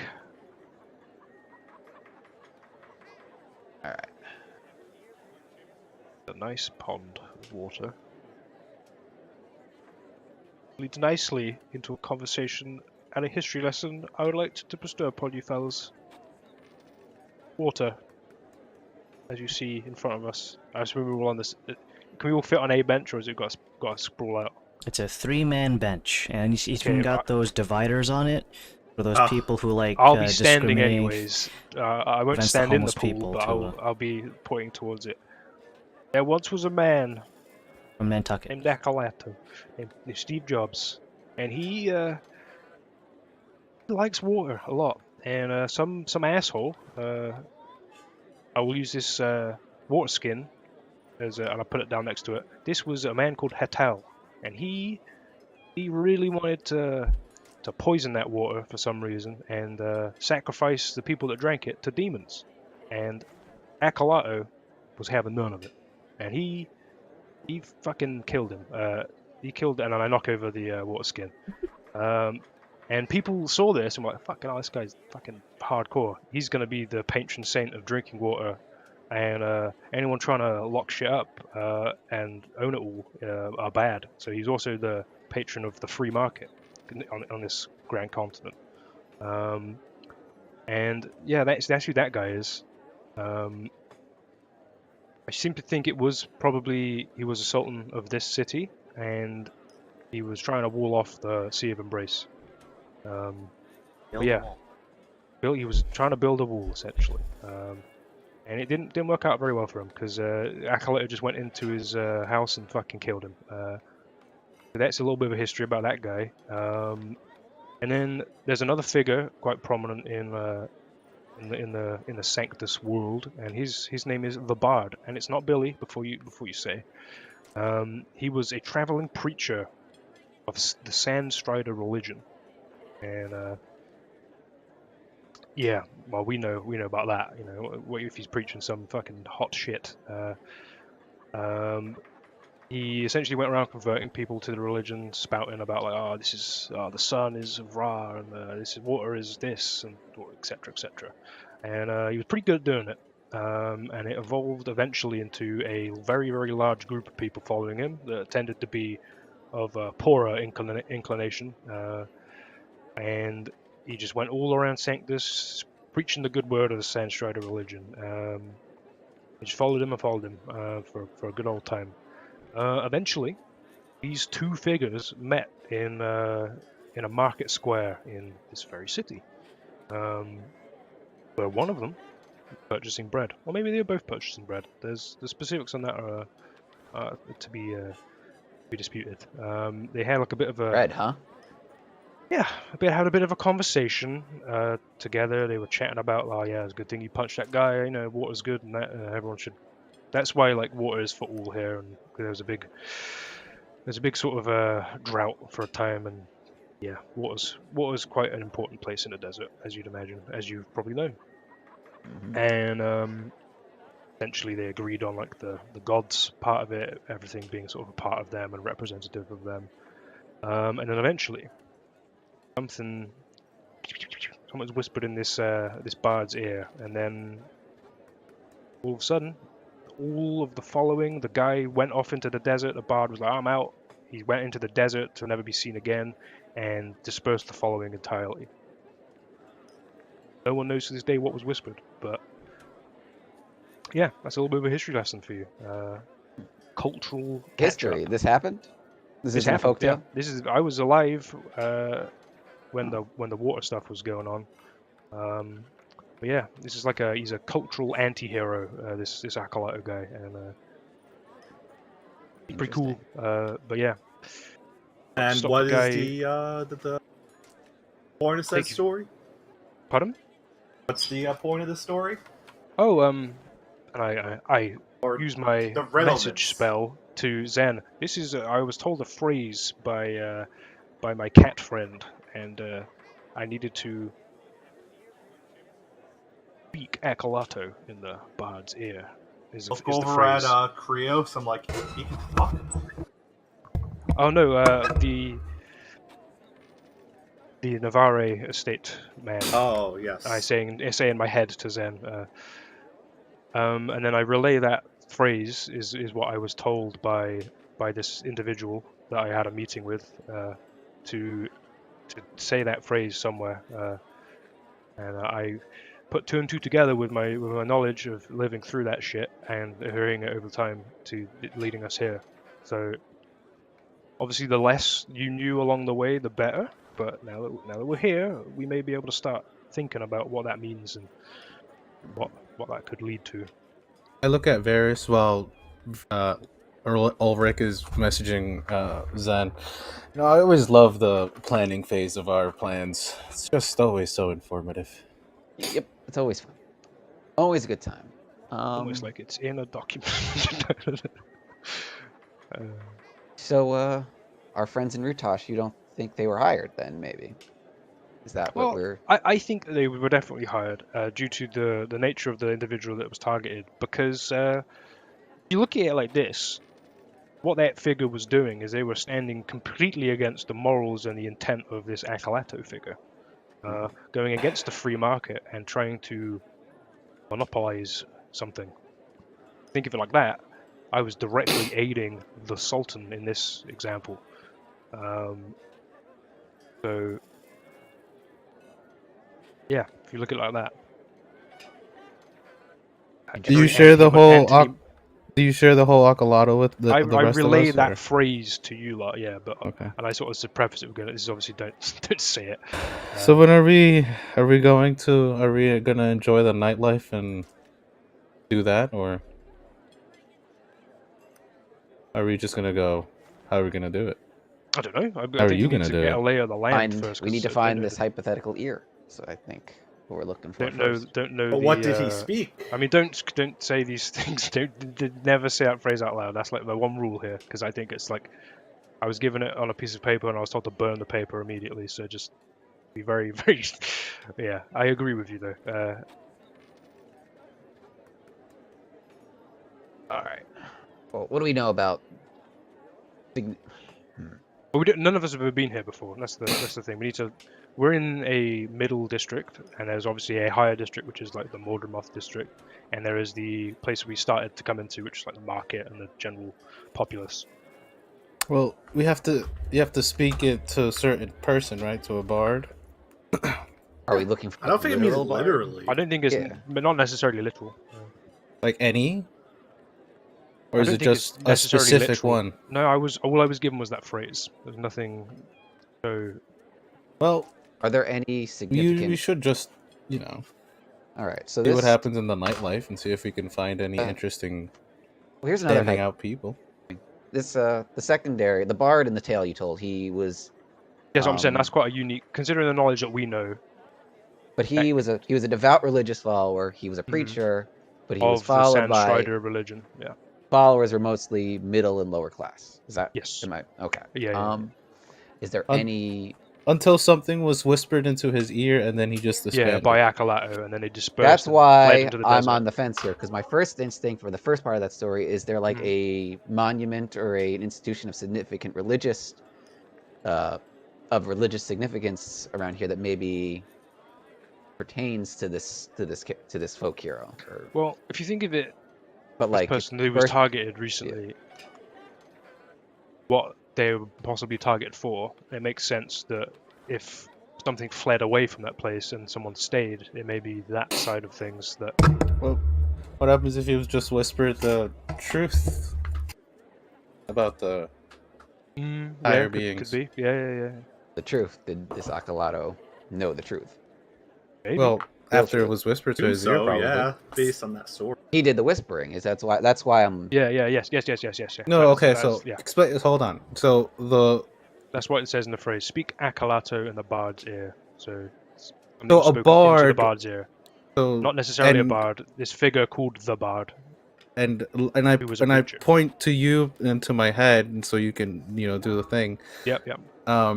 So is it Akalato was spoken into a bard's ear, and that bard was the person that was going around distributing. He was just a preacher.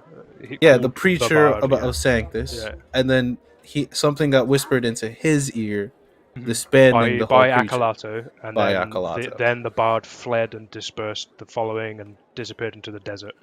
And Hey, then he we might see have the just end. been the truth, been told the truth. Yeah. Shit, that's eye-opening shit. Yeah. Kind of nuts. But I was putting two and two together. Marketplace, bakery. You're really leaning into this, Brad. I don't think it may not be blood related. I think that could just be an additional thing on it that they now have a hankering for. But I think that, speaking alcohol, it could not be figurative speech. It could be that, like, drinking water. It could be like an act you have to do, something like that. Give water to someone.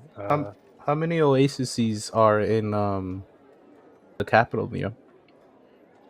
Is it just this one that we're standing in front of? The Sea of Embrace is near us as well, which is like the surrounds main it. water source for this place. There's a bunch of tiny water sources, and don't forget there's a huge aqueduct that rings around the city too, so if you want water, there's plenty of it. So this is like it's not Waterworld, the movie, but There's a lot of water. But yeah, that I put two and two together and thinking maybe like a location that could probably. Yeah, What we're looking for is this is the place. potential watering holes, like literally a watering hole. Mhm. Potentially religious. Hold on, I'll be right back. Institutions, probably in the lower district. Yep, like a chapel or one of those big stones. Or that we some saw kind of nightlife that would host a literal bard. Like those are our three. Sure. That's what we're narrowing down. From my previous checks, I don't have any inclination or any confirmation whether they were a musical person, more so that they were a preacher called the Bard. Because bards aren't necessarily all music; they tell stories. So that may not be like and don't just go around shouting that to people. That phrase, whatever you do, but we have to be 100% confirmed on who we're gonna say that. And I was going to say, why don't we just say it to the most popular bard and see what happens? No.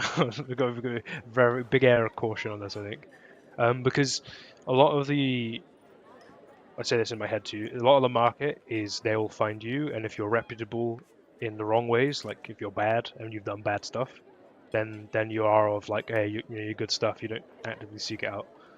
So about our friend that we took for our little mini vacation out in the desert didn't give you like a letter of recommendation.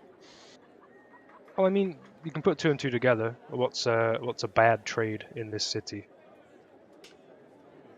Follow the jewels that are not legal, and you'll probably find the black market or drugs. You can have slaves here. Well, I didn't call them slaves, but servants and all that. So it's a bit of a unpaid help. Follow the less than reputable stuff in this culture, and you will most likely find something. But whether that's we have to involve ourselves with that to ingratiate ourselves and show that we can be brought to the table, so to speak, then that's something we do. I don't think it's going to be a matter of just popping that phrase and getting access. As What nice as happens that would if it be, is that easy? well, we'd have been cautious and yeah.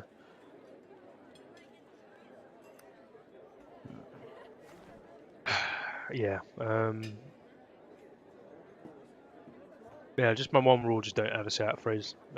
That's if you don't say that phrase until we're all certain and on the same page, because it could kill all of us at a moment's notice. So I don't more so than more so than usual. I Oh mean, yes, it's not like we have other things. Yeah, you know what I mean. we've got that on two fronts, so I guess. Yeah, we don't know. Why not just add another one? It's okay. All right. Oh, sorry about that. All right. That Yeah, we could do that. I don't think like protectors of water could be a thing. I mean, Market Square. That's going to be a place to sort of scout theoretically, just to see what kind of. It's a big market.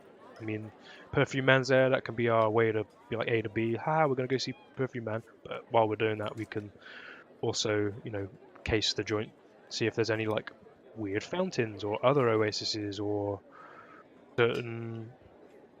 Maybe like a monument. Dare I say, baked goods.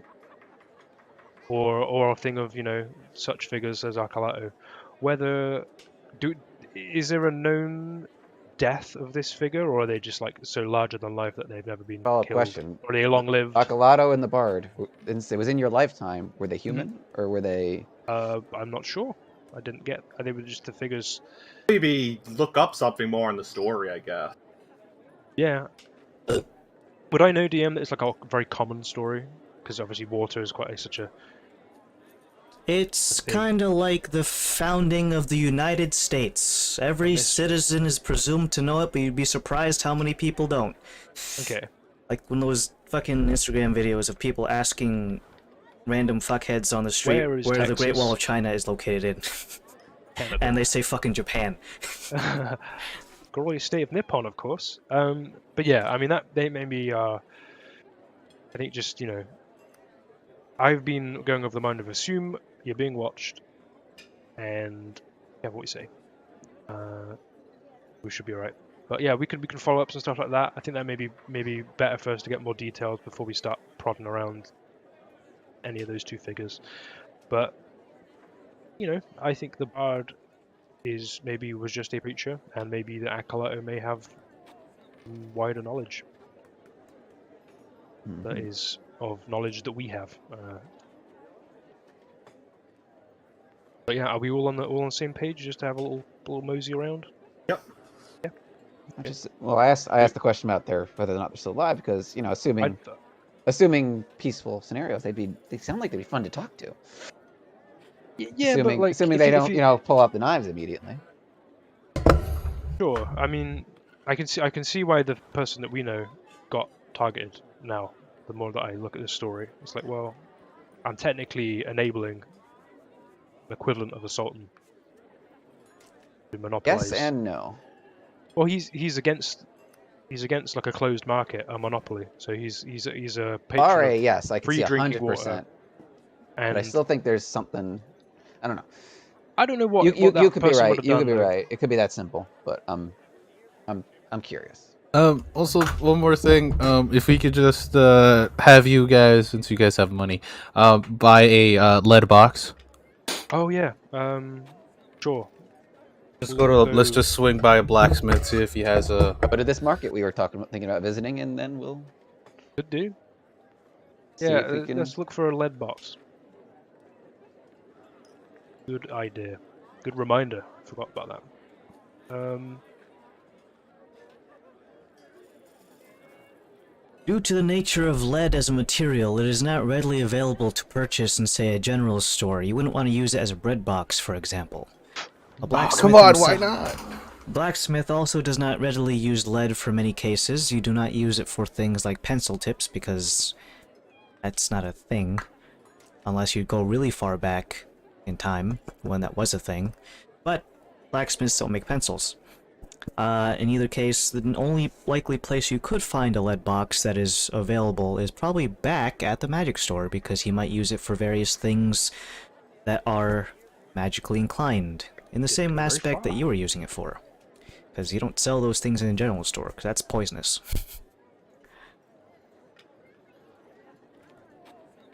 Let's go on back to our boy. Magical item stores. Although the magical box that the box you're buying itself is not magical, it is still used in many utilitarian purposes in order to keep things in or prevent things from looking into said magical box. Now, there are other substitutes that you can use, but typically they'd be incredibly unwieldy. Like, I think it's how many feet of stone? Oh, it's pretty 3 heavy. feet It's just and stone. 3 feet of wood too. Yeah, just for lead, it's just like half an inch or something. Still incredibly heavy, and probably want to keep your children away from it. A lead box sold by this individual is going to cost you some money in terms of lead to Samir ratio. How big is the box that you need? Because he has different size boxes. Well, it's going to be for the globe, The and I B-ball didn't. is a basketball It's a size, right? basketball size. That size box, you challenge him to a basketball game now. I got the hoops. I got the jumps. If I win, If I win, do I get that great all axe? the Hell yeah, items, let's do it, baby. every item in this shop. If I win, you and your crew have to make tracks away from our b-ball court. You jive, jerky, or something like that. You're reading his book on Jive, he's got all the phrases. It's gonna be money equal to 100 GP translates to 300 Samir. I repeat, Look at the 300 Samir. I look at the better, well endowed boys. How much you need? 300 Samir. I have some extra Samir I can. Perfect. Well, I don't have enough though. How much of the 300 are you contributing? I don't know. What does everyone else have? To go convert some gold, I think. So If he had Ulrich, the how much price do you in have on you? gold on the thingy, does he take gold too, or just straight up Samir? Man, it's to be in Samir. It's this country's currency. all right. Continents be damned. I only have 245 on me. All right. What was that? That was. Sorry, I'm doing some math, and I'll let you know how much. Give me 10 seconds to do the math, and I'll let you know. In a second. While we're waiting for that, Adam, since you played it, is ESO really as ugly as all the pictures look? When you say ugly, I like the graphics or something? Yeah, graphics. Or like It's- sparse. Like I compare like pictures of like some of the places that appear in Morrowind compared to how they appear in ESO, and I'm like, it barely looks better. I'd say it's pretty desaturated relative to other... Actually, no, well, I mean, Elder Scrolls never was really that bright in terms of color palette in the first place. But, it's like, it's dated. I guess. Yeah, it's dated when I compare to 2003 game. But Yeah. All right. It's 5% is it's 5% is the exchange rate. fees, the exchange rate. Okay. Or, I yeah, can exchange cover rate. the whole thing if we need, so we can. Ballers. Yeah. All right. So I can What a give baller. once we do the exchange, I can give you the 300 Samir, and yeah.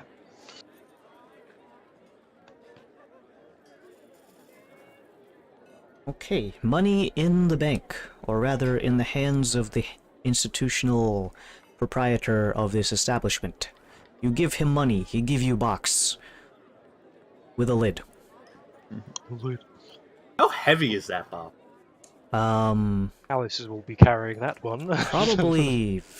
You're funny. I'm gonna attach it to trios, bitch. I like even this fake like at Oh, the yeah, he's got, dentist, like, like big those carry. lead vests. I'd probably say it's probably like around 30 to 40 pounds. And yeah, that could be heavier. Holy fuck! Really? That box? Fuck! Yeah, it's a lead box, dude. How heavy is lead? Yes. God Fucking damn. Alright, well, boys, just give me like 5 minutes. Let me just attach it to Krios real quick. Cat's just like, just balance all thrown off. And he's wearing it like one of those old school Like a little sling backpack. bags, While you're just magicking like- it to him, he's doing the Flintstones thing. It's a living. He's wearing it like a sling bag, like my bag of holding. Just 2 of them exact. Do you ever think about sticking the one bag of holding into the other and seeing? I already did that. Yeah, fucking jettison Okay, so coins for out and example, broke a Henry. fucking tavern. Yes, sir. Lead is denser than iron. Holy fuck! Really? I did not know that. I always thought that iron would be more denser. Holy shit! You're blowing Well, my that's mind. density. It I makes know sense, that's right? not It's a exactly preventative weight, thing, but- right? Iron is actually, by metal standards, is actually pretty flimsy. I think I could be wrong. It's like God damn. Okay. Shit. Okay, that it does weigh 40 pounds of shit. The more that's you- why like Iron Man is literally a name chosen just for the sake of it sounds cooler than titanium. Is it or it's- because he's flimsy and he has no Because heart? titanium is extremely light. Titanium man doesn't have the same ring. Like What if it was too many aluminium? syllables? tinfoil. That's Alex Aluminum Jones. man. Tinfoil man.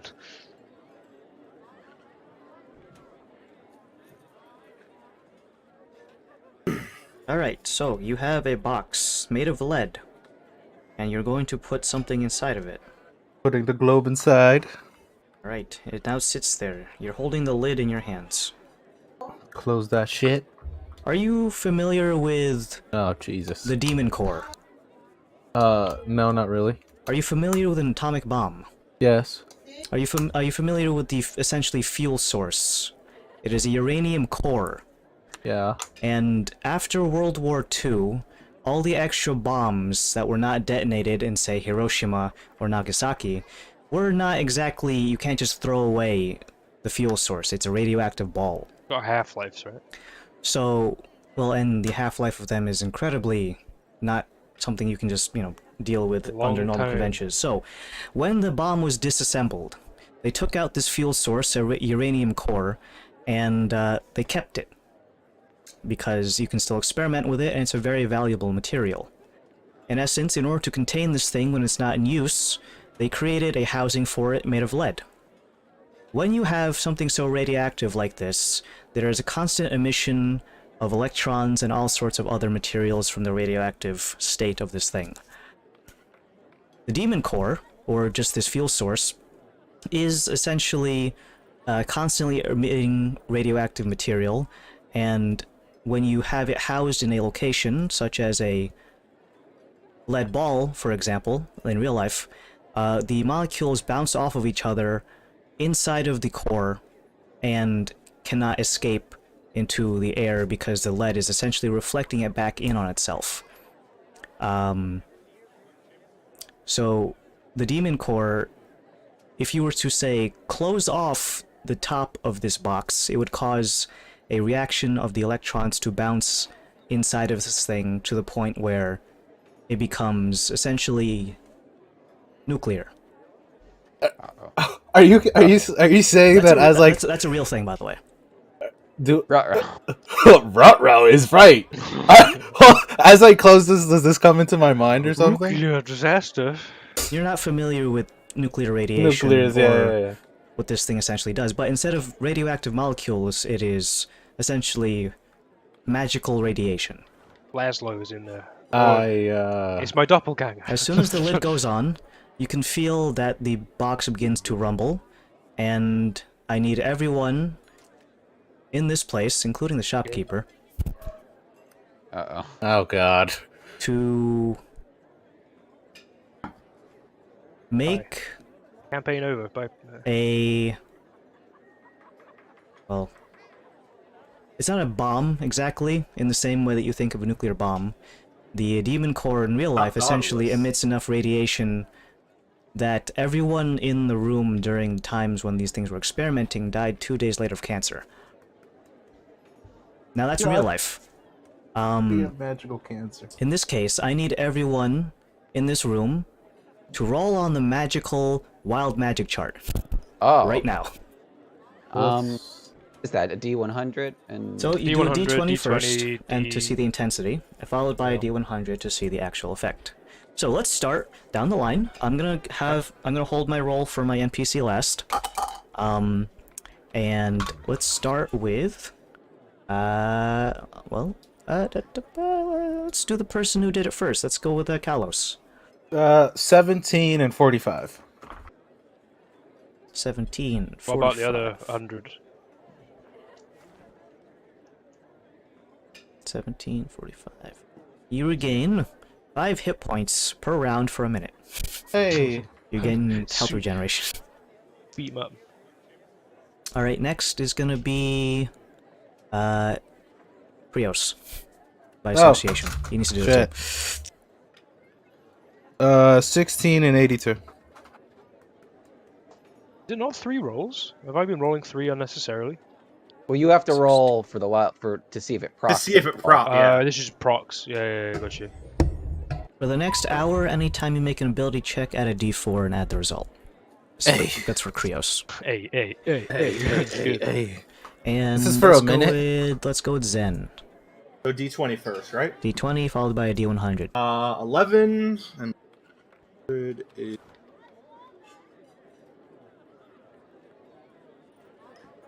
98. 98. Your finger becomes sore for 1 hour.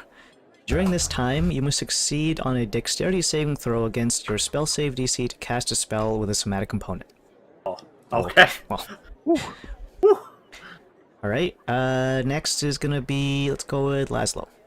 I got a 19 on the D20 and then a 57 on the D100.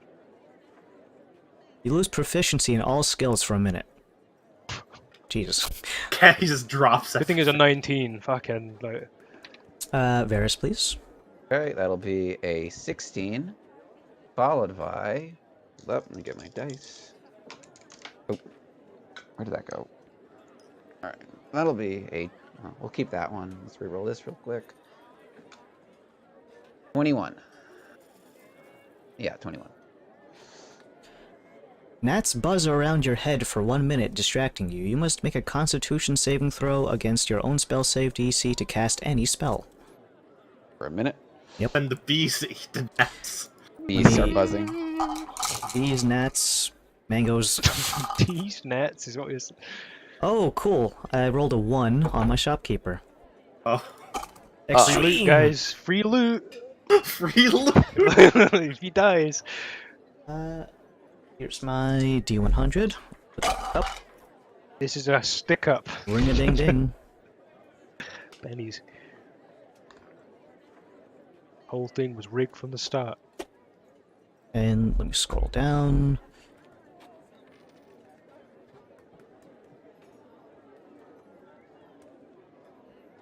You gain the ability to speak one language of your choice. However, you lose the ability to speak one language you already know.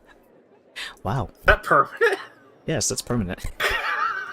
Imagine he can't speak He's anything. old. He probably knows a lot. Okay, well, this guy thankfully knows 4 languages, so let me roll D4. This guy's Oh, whole career. I'm gonna lose comment. No, no. Lost... Alright, well, you guys don't know because it's my NPC, but... He lost Elvish. And everyone in this room has now gained the new ability, or passive, called Magical Radiation. Daedalus misses out on this, so... He would have missed out on this regardless of whether or not he was in the actual session, because he's just in a different room. What's that? I'm glad you asked, citizen. Those of you who are afflicted with magical radiation, this ability makes it so that any time you are in a location that has a essentially enough magical lingering particles in the air, which I will let you guys know when you enter one, because it's kind of a big deal. You now gain essentially the abilities of getting to do wild magic sorcery bullshit. Now what that means, it's not the one that Laszlo has to deal with, or anyone else who is overcapping on magical things. It's the one where the DM gets to decide when it triggers. Ooh. So I get to have fun whenever you guys do anything magical in intensity locations that I designate. You just decide what happens as well. Like, I just decide to roll on magic. Alright, so there's nothing specific we need to write down other than Nope, the it's fact- all it's all on my end. It's all okay. magical So, radiation equals I don't think we. All right, it's everyone but Dauntless, so we'll know. your gang. Yep. Gets magical radiation. And the shopkeeper too. He ever decides to craft. I mean, he's technically in a does the pretty shop magical count? spot. Like the shop seems like a. Hopefully the shop doesn't count. Maybe it does, maybe it doesn't. Get out! Adam can't tell us if. But we don't know things this. Do we trigger know for this that. stuff? We There's don't no way know. out for But us you to do know. feel like you just ran through. Imagine like you just went into a hot shower and then immediately jumped into a cold bath. Ooh.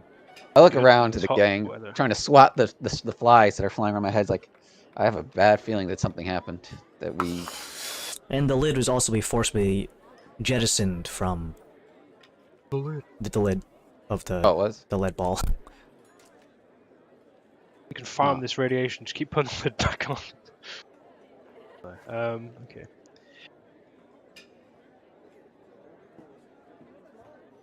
Huh. Maybe drill some holes, but that doesn't really kind of defeats the point. Would defeat the point of keeping it Yeah. secret. Maybe a different kind of lid.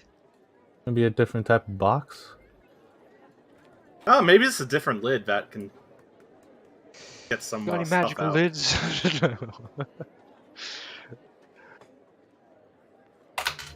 Hmm. I mean, we could always just, I guess, take it out of the box and then leave it in a box once we have a safe location that we can place it in. Like, dig a hole on the ground. I like I mean, you don't want to put it in your fancy bag. Fuck no! Are you kidding me? Cat can eat it. Yeah, maybe once we're sorted, we can find a location that's better suited. But for now, we keep it. If it's a power source, I could maybe use it for Krios. Whatever the fuck. Well, we don't want to find out what it is. Oh, Sen. Through experimentation, we come You out know what with happened awesome. to you last time. Oh, Every time you've but experimented, it has gone bad. okay, but at the same time, we also gathered some new information. All right, you got to break some eggs to make an omelet. True. Good point. We need to get less plates first, though. I agree on that wholeheartedly, because I wouldn't mind an omelette that's not gonna kill me. Let's, I guess at this Violent point, omelet. let's go strolling by. Hopefully, no one else gets sick around us. Wild magic, the whole Wild city. magic, We go to a the high whole public city. place as well. Like, Everyone just gets knocked the fuck out. We just got steal a their dirty money. bomb. He's got a magical dirty bomb. Hopefully, DM no controls one. wild magic in high magic areas. Is that a good way of putting it, Adam? Sure. DM now has the power of fucking with us at any point he wants. I mean, he's always had that power, but now it's just amplified. Now it's justified. Now it's on paper. Unless you're Douglas. Adam's little black book of fuck you. Grease leg. You have greasy leg for an hour. Alright, so, with that in mind, what the hell do you do now? We come Fuck to the around and store find for out. We leave Ulrich here and then just go back home. This has become too much work. No, he's our way home. He's our ride home. Nah, we got boats. We're fine. We got a galleon. We can hire some I'm hands. calling your bluff on that one. You don't want to be on a boat for 4 months. Oh yes, that's who. I've already been on a boat for more than 4 months, motherfucker. From what you said, there was. I've done it once and I can do it again. Right. Be my guest. Gonna leave me high and dry. You've gone this far. Fair enough. Oh yeah, because I totally mean what I just said. I I would will totally fuck over a friend of mine. All right. All right, gang. Like I said, sightseeing, right? Fuck Tourism. yeah, let's go, Yes. baby. That's what we were doing. Tourism. Tourism at its finest. All right. Except, you know, you guys will have to spot me some money, please. Well, we're not spending money yet. We're just seeing the sights until. All right. So There are a variety of different sightseeing things to be seen in the city. Sis sounds for me today. Over in the district that you guys are currently in, the Rich People District, most of this stuff here is very, very Morgemoth themed. From buttresses to statues, all sorts of insignias carved into walls and street signs, denoting some sort of Morgemoth influence, be it their insignia, draconic influence, or just straight up says Morgemoth on it. Everything around here is more or less from their era of being the head honchos of this location, which of course is after the whole Accolado and the Bard interaction in terms of time span. While it is not entirely 100% Morgemoth family stuff, it requires a bit more digging to find anything that is more predating their influence, including a variety of things that are mostly about water. The aqueduct that encompasses the entirety of the upper crust district is having no signs of Morgemoth architecture or iconography at all. For the most part, it doesn't have too many carvings or anything. It's just an aqueduct, and while you do want to make it look nice, there is the sheer amount of masonry involved in this thing. It would just be kind of a hassle to decorate every single brick. Although it is still maintained so that all chips and things that would cause it to fail are well maintained. Fountains in both the upper crust district and the suburban district are also showing signs of predating Morgemoth architecture. Some of them even include little pictures of what is presumably the hero Accolado and him beating the ever-loving shit out of Sultan Hatal. In a very, very grandiose display where you can see above the depiction of Accolado is that of a rain cloud, actively dripping with water, giving life to the land. And beneath the ground where the Sultan Hatal stands, it is barren and cracked, as if it has been drawn of all moisture, to symbolize his potential would-be drought of the area, financially, not literally. Let me see. All across the area, you can find statues that are religious of the Sandstriders in nature. None have more than your boy Ra, as he is essentially the Odin of the Sandstriders in many regards, but that does not mean that it is completely bereft of all other sorts of religious iconography. Due to the nature of water being the main idea around this town as to why it's been settled here in the first place, the gator-headed... crocodile, not gator. Crocodile-headed god Sobek is very, very prominent around these parts. From around the basin of the actual Sea of Embrace itself, the things that hold water back, whatever the fuck those things are called. The word comes to your mind, let me know, because I'm drawing a blank here. But either way, those... Lock. Well, they're like the artificial barriers that are used to... A lock. Is that what it is? L-O-C-H. Isn't that just the fucking word for lake?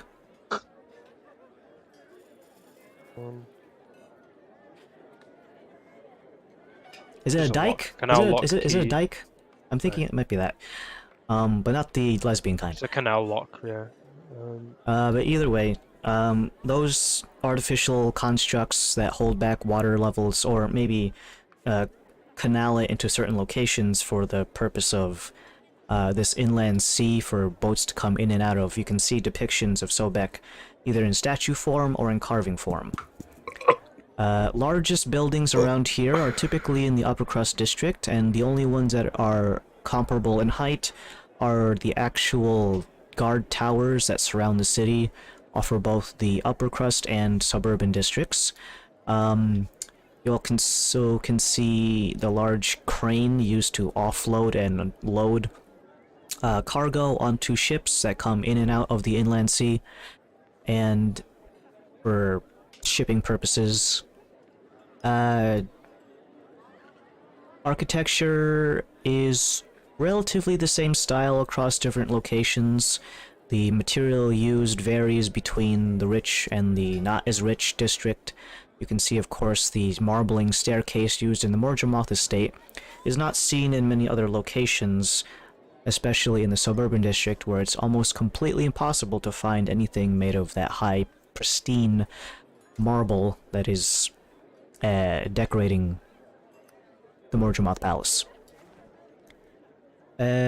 Water fountains and oases of varying sizes can be found all across the location. These ones, again, depict Akalato. He's not like... He doesn't have, like, his hand on the fountain where it's like, oh, it's coming out of his hand. He's just, like... Coming out of his fist as he punches the guy. But he is something that is mildly resembling his figure.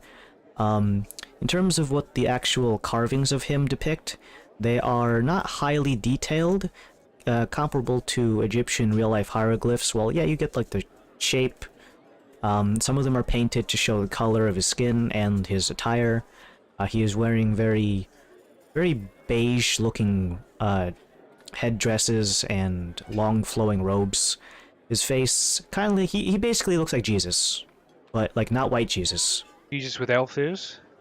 He looks like the depiction of Jesus as if he was like a Middle Eastern man. With elf ears. Okay. So actual Jesus? Gotcha. Actual Jesus. Oh my god. Jesus. Wait, sorry, the elf, is he actually depicted with elf ears, actually? He is depicted with elf ears. Cool. Could still be alive. Probably is. I am. And where is he? Oh, he's chilling just down the corner around the block, you know? He took up carpentry. Yeah, fucking right. Bread, wine, bread. He was like... And then he got betrayed by one of his boys. Oh, yeah.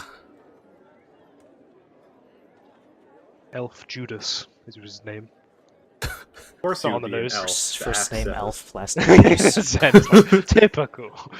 Typical fucking I elves. don't even need this X to Fucking tell me that. greedy motherfuckers. They have Akalato, but not the other dude. Yeah, because he got beaten he's probably used as a Ponzi scheme to be like, look. Look, man, I promise. I mean, he's more of a religious figure, whereas Acolyte is more of a cultural figure. You can trust me on this, man. Is there still a sultan power here, or is Annapolis purely? There is a sultan here. The sultan and the Morjamoth influence typically have, in a sense, are both higher-ups in different kinds of fields. The sultans typically hold the political influence, while the Morjamoths hold the economic ones. Of course, dealing with the governments and money, those two things overlap very frequently, in the sense that the Morjamoths almost act as both lobbyists and essentially sometimes cabinet members in the modern sense to sultans. And in the case of this particular sultan here in Enupolis, it is not Hetal, because he's fucking dead. Hetal Jr.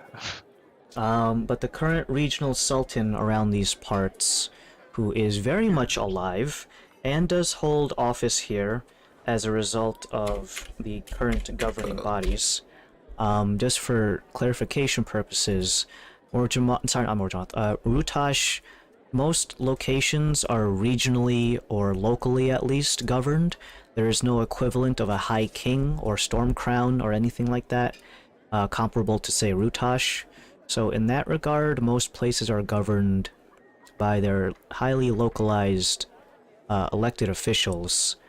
Elected officials can be ousted by the local populace if he's doing kind of a shit job. You get like ghost towns, right? If like the people don't like the sultan, they just fucking leave. That's correct. In any case, if a sultan is not being very good to the people, it is entirely possible for the entire population to just up and leave, so that financially and politically and all sorts of other things. The town can't live if just enough people get out and leave, which is a thing that has been done. They'll just move to a neighboring town where the Sultan's not kind of a dickhead. And it's that kind of thing that keeps political pressure for the Sultan to keep the needs of the people the #1 priority, and all sorts of things that on paper work just fine. I recall you saying, like, the Sultans do facilitate what the Mordroths won't do. Essentially. Basically, they do have a series of kind of like checks and balances, but typically speaking, they usually point their compass in the same general direction. Seeing as there's multiple people that can be involved in making decisions, such as laws, taxes, and whatnot, for the most part, you have a lot of people giving their yays and nays as to whether or not things should be passed or not. And with all of that stalling taken care of, Jimmy John Jr. is his name. but no, the current, for Anupolis at least, we can figure out other sultans in different areas if you want to later, but right now,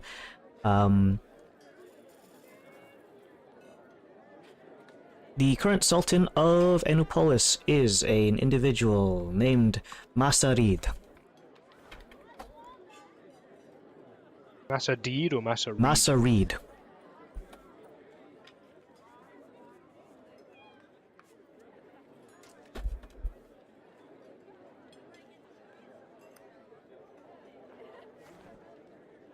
Spelled Masareed. Oh, I got it. Oh my god.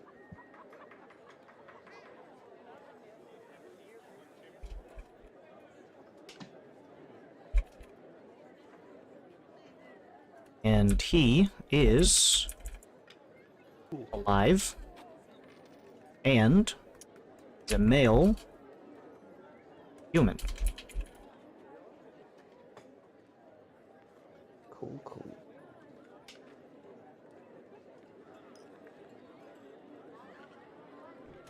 Any other history that needs to be filled in? What about Raj Al Enlock?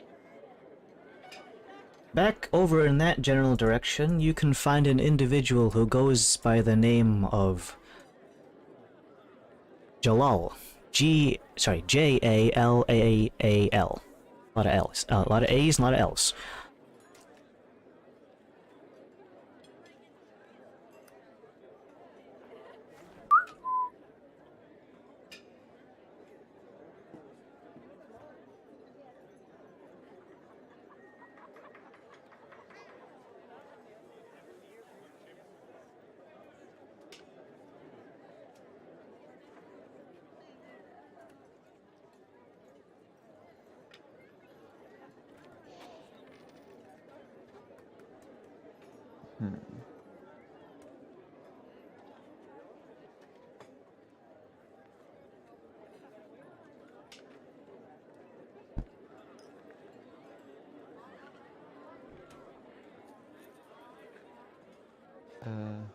Everyone's being very quiet all of a sudden. What's I going on? know.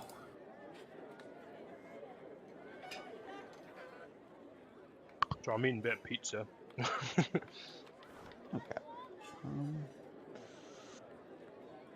Okay.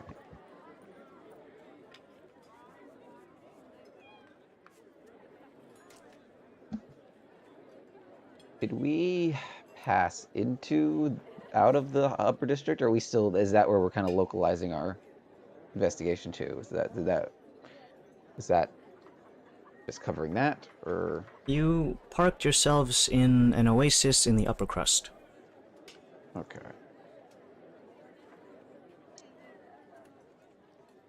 Interesting.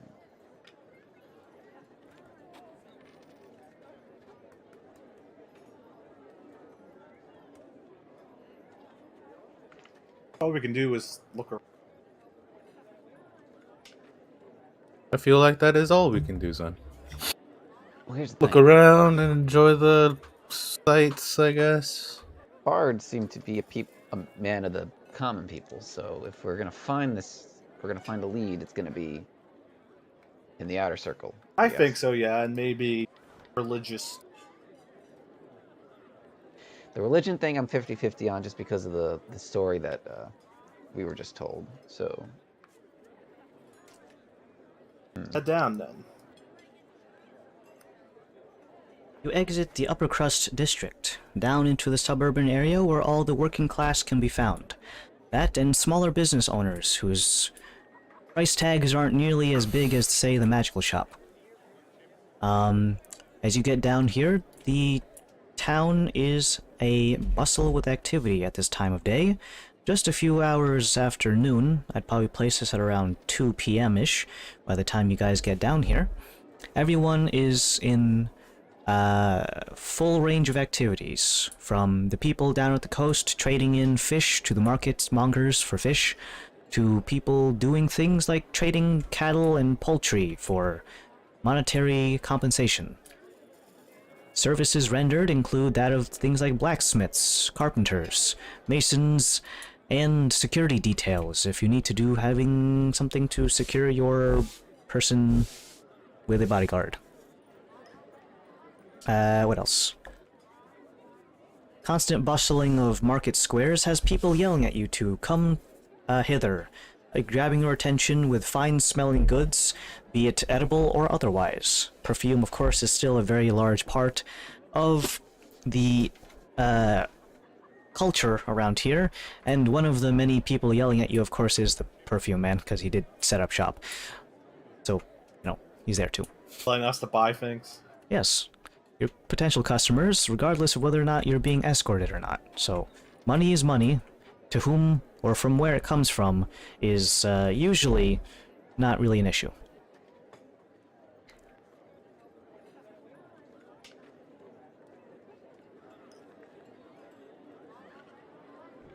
You can stop by any of the oases around here. Typically speaking, they are larger to compensate for the amount of population that is down in this district relative to the one in the upper crust. They have security on station to make sure that people aren't doing anything funny with the water, and you can see people very casually going up with either tankards, flasks, water skins, or anything that can contain water without leaking. Casually going up and having... they don't just dip it directly into the water surface. There's a little spigot on the side that you can draw from, and there is a series of wooden bars laid horizontally across so people can't throw large objects into the actual cistern itself. But for the most part, it is relatively wide open, and there's no fish in there, if anyone wants to know.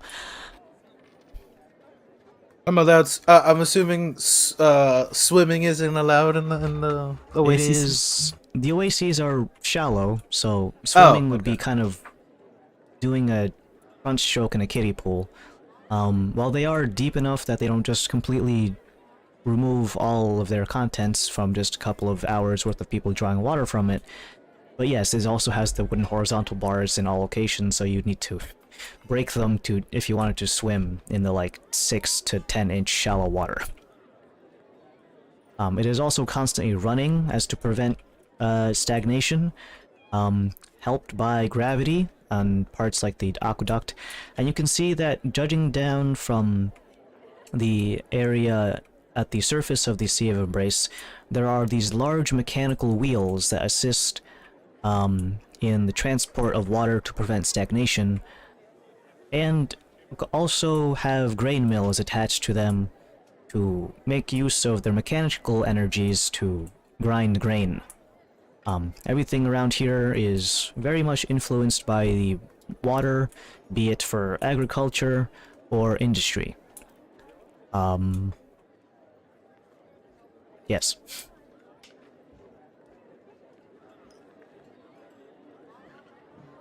Alright, well, I'm just gonna be googling my eyes as I appreciate the architecture of the city. Besides that, I can't. No statues or monuments or anything. Statues or monuments. Why don't you make a perception check, I guess? Probably made out of stone. That's only for history. I rolled a total of 9. Well, thankfully speaking, monuments and statues are not completely possible to find, and you're not blind. So, although you didn't roll particularly high, the DC wasn't particularly high either. You and the party, kind of just do that touristy thing that people in New York do when they look straight up at the tall buildings for As about they walk. 20 to 25 minutes of you guys doing touristy things. Wow, buildings. Kind of looks like a group of flamingos with your heads cocking back and forth constantly. Eventually, specifically, Zen points out that there are a variety of statues. They're not huge and grandiose, like 20 feet tall, but they're typically almost one-to-one scale to humanoids figures. Many of them are located around oases or water sources, in the kind of like that Cupid or, say, a cherub with a little gourd that pours the water so that it comes out from the gourd. Many of them depict something that resembles that of a feminine figure who has a earthenware jug that the water comes out from. You have seen depictions of Akalado in the past from just being around here in the city, and he is not having those kinds of childbearing hips. Was the bard childbearing hip lady? That much is never actually recorded. The bard's race, gender, age is never told in any depictions of the story. Although they typically use he when referring to pronouns of his, just for the sake of it might as well probably be a guy. Okay. Safe assumption.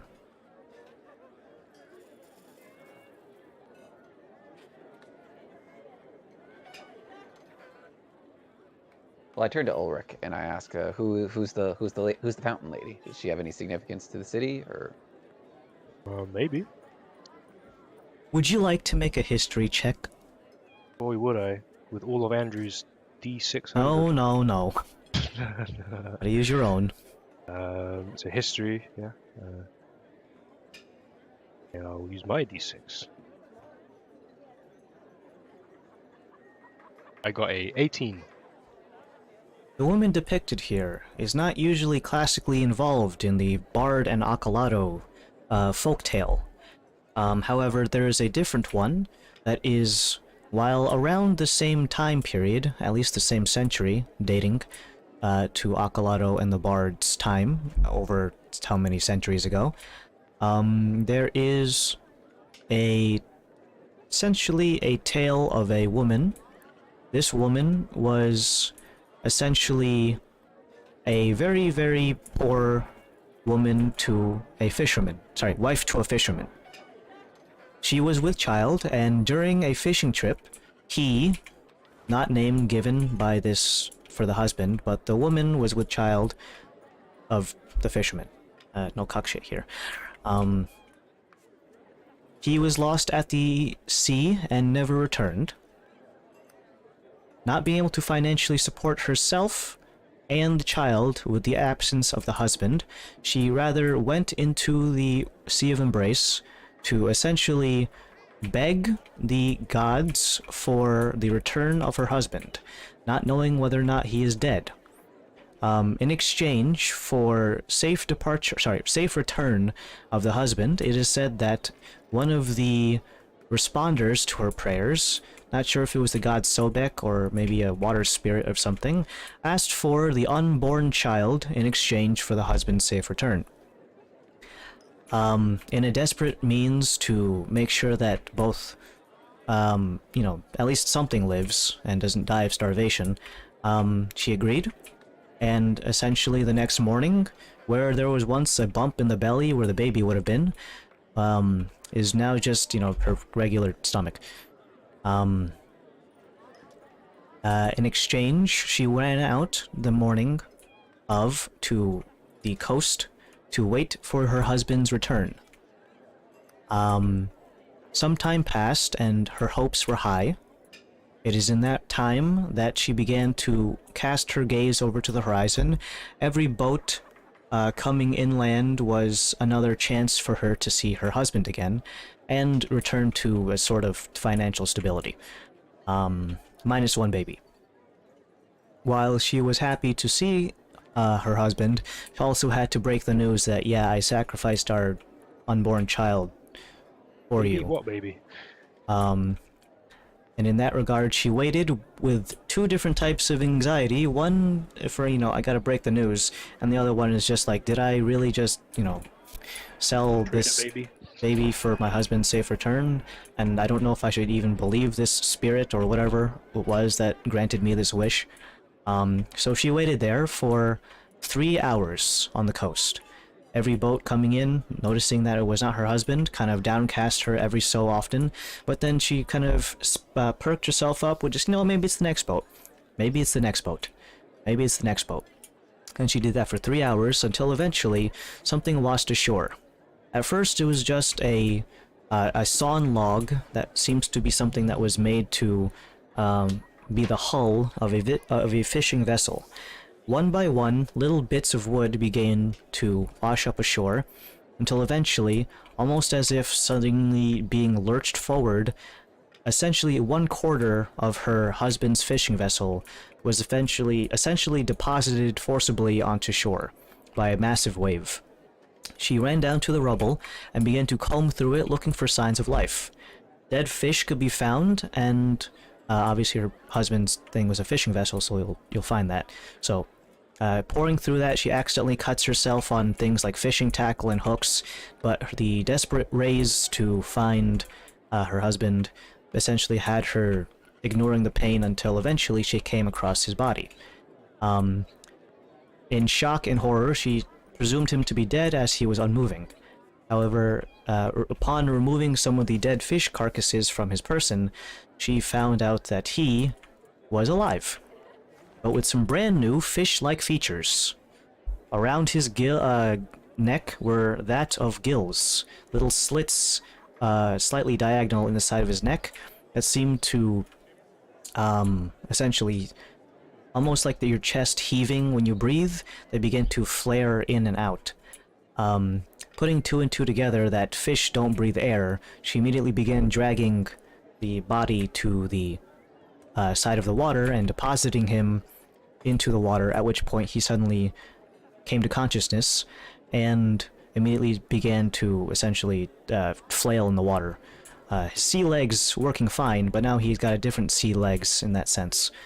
Her husband returned to him, but now needs to be essentially in water at all times, or else he'll fucking dry drown.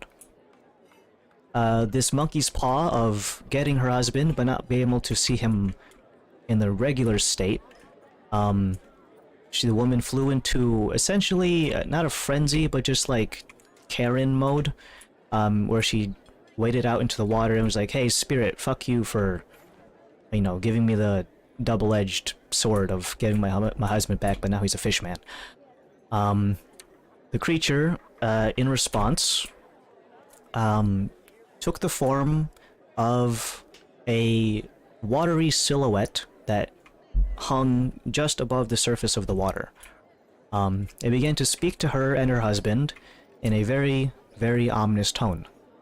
Almost as if you spit in the eye of someone giving you a gift.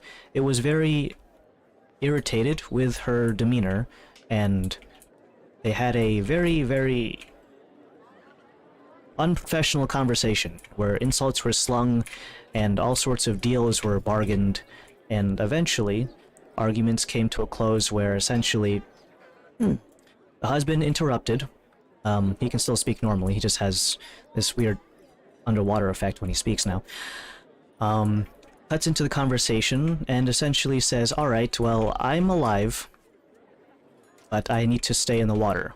Is there any way that my wife here could join me and also have fishy tendencies so that we can not meet in the middle, but she would have to transition over to being aquatic?" Asking for one more bargain token on the end of their side to essentially make the compensation of using its magical powers again. The creature asked for the woman's hand in marriage. Now it turns into cuck shit. Having realized that, this creature is asking for a lot, essentially asking them to break off the relationship in exchange for them to maintain the relationship, they're like, no, that's stupid. No, fuck you.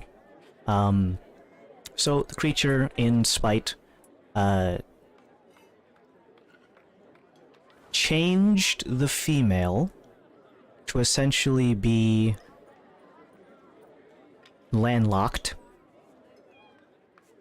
and the husband was turned into water. When I say landlocked, it was basically she can't, like, touch water. She also can't go on boats that are on water. And in a fit of rage, the woman began to throw things at the water spirit, but to no avail. It just turned into water and turned back into, or rejoined the actual Sea of Embrace. This story is not as, well, it's not as well known, but it's also not, because in contrast to Accolado and the Bard, this one does not have any people who bore witness to this event, but is essentially just used as a, not quite a myth, but just, what's it called? A fable. In order to essentially take the sea's bounty with caution. And in that regard, the woman at the end of the story basically is like, well, my husband turned to water, I might as well grab a jug and see if this counts as him. And she just kept a jug of water with her, and people just use that as a thing for the fountains. It's kind of a very inappropriate use of her depiction. Okay. Wow. Good.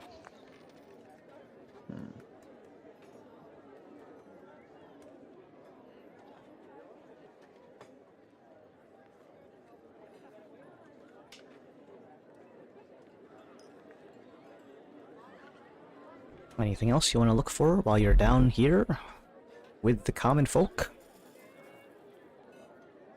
I think people that might know things of that nature of stuff we're looking for. Maybe like, is there obviously there's a guild of merchants that you need to There have is a seal indeed for. the guild merchants, yes. That you need to have that seal, so you're like a a caravaneer and all Officiated members. Yeah.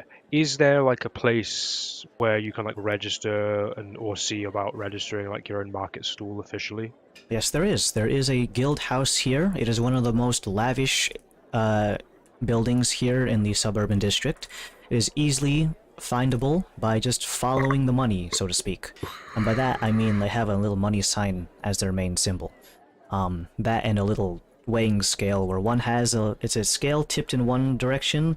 The heavier part, where it's dipping down on the scale, is a money symbol, and the other one is some sort of amorphous blob.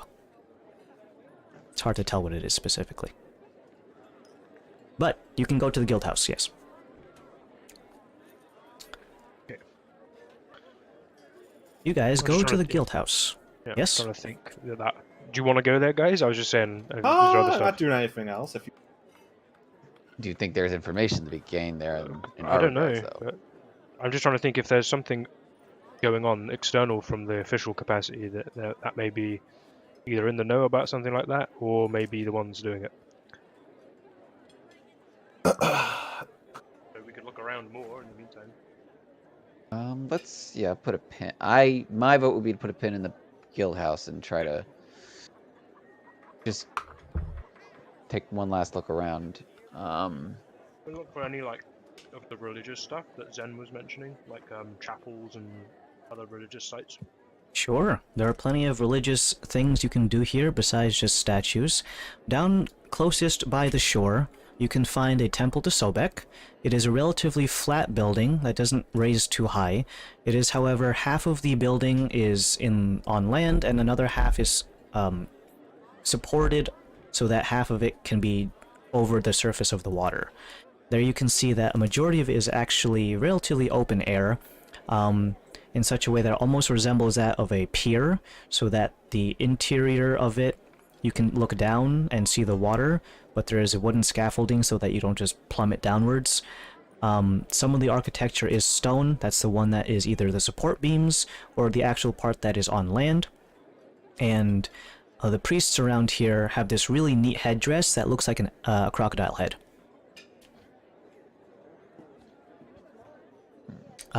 There's also a temple to Ra on land. It's relatively close to the gatehouse for the Upper Crust district, and has all sorts of iconography of the sun, as you can imagine.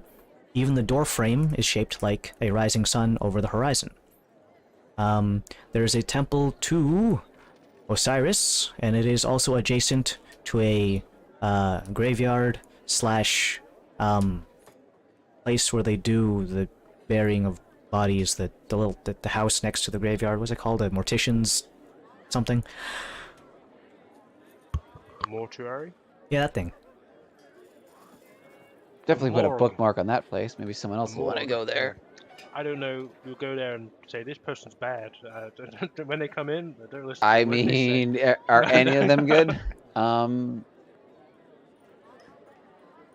Let's see.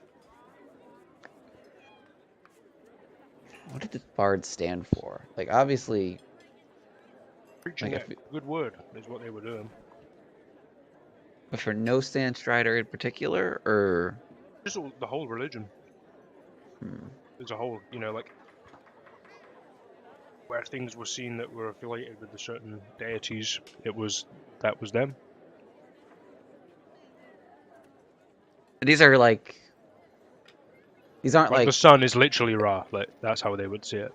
but like these are temples, right? These are like temples in Mhm. the traditional sense. They're not like okay.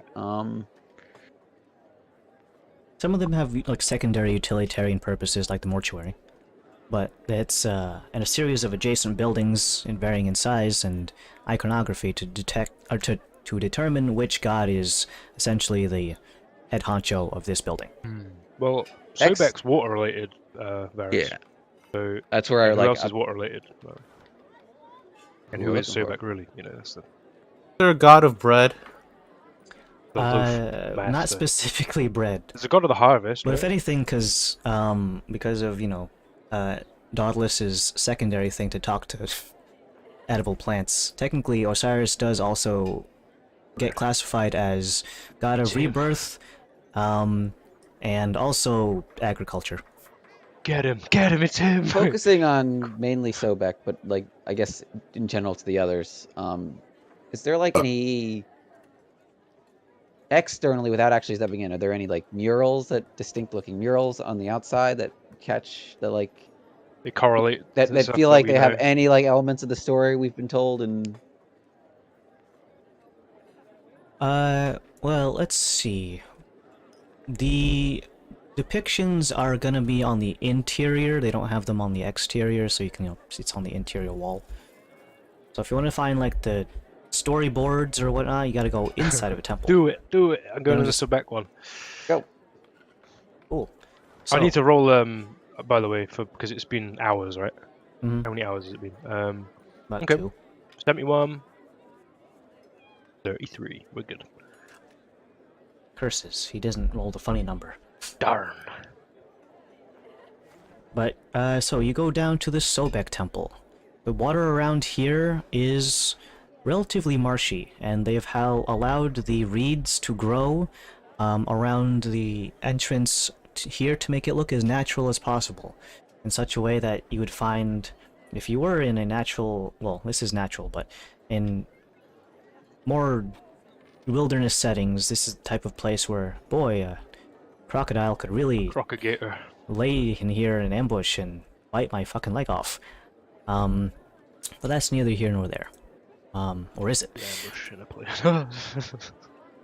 You go down to this temple, and you can see that the priests here, as previously described, have these really neat headdresses that look like alligators, or crocodiles. Fuck. Crocagator, Saurus Rex. Many of them are also... Their robes resemble that of reptilian hide.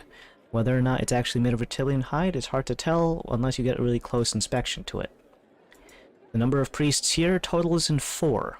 One of them is slightly more decorated than the others in the sense that his crocodile headdress has bigger teeth.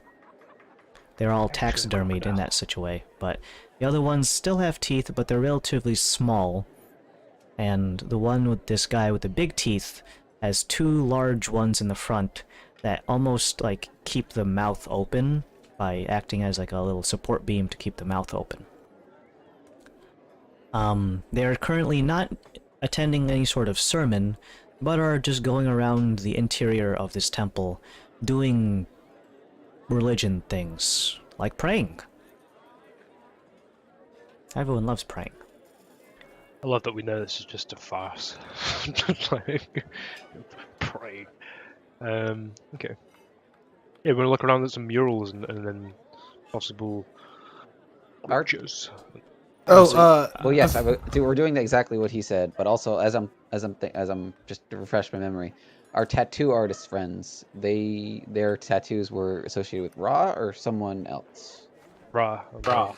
Yeah. That'll be next stop. I don't want to go in there. Like, what's good, guys? Look at my fucking. Well, I haven't hit My tattoos. DM, as we're walking around, I would have crushed a little gem, casting detect magic. Sure. So I one can just... thing I need to switch around, I gave the wrong deity to the wrong place. Anubis is the guy at the Mortician, not Osiris. Because Osiris is life, aware of stuff, not life and rebirth, but not so much the death part. So they can be associated by proxy, but typically Anubis is the big, So Anubis is like dead. What, rebirth? There's actually 3 different deities whose domain is death in rebirth, the Sandstriders. Yeah. But yeah, he's agriculture, life, and rebirth. Technically, Anubis is the main god of judgment and death. There's also Set, but he has kind of a bad... He's kind of notorious. Rogue. And there's also Nephthys? Nephthys? That's Osiris' side hoe. Yeah. Thanks, man. You see it on the wall. There's the If side. they're anything like the Greek or Roman gods, everybody would be fucking. Everyone's a hoe. I say out loud to everyone, "You're a hoe." Hoe. Well, Osiris does have a temple around here, but his thing is actually closer to the actual agricultural place, like the farmers' district.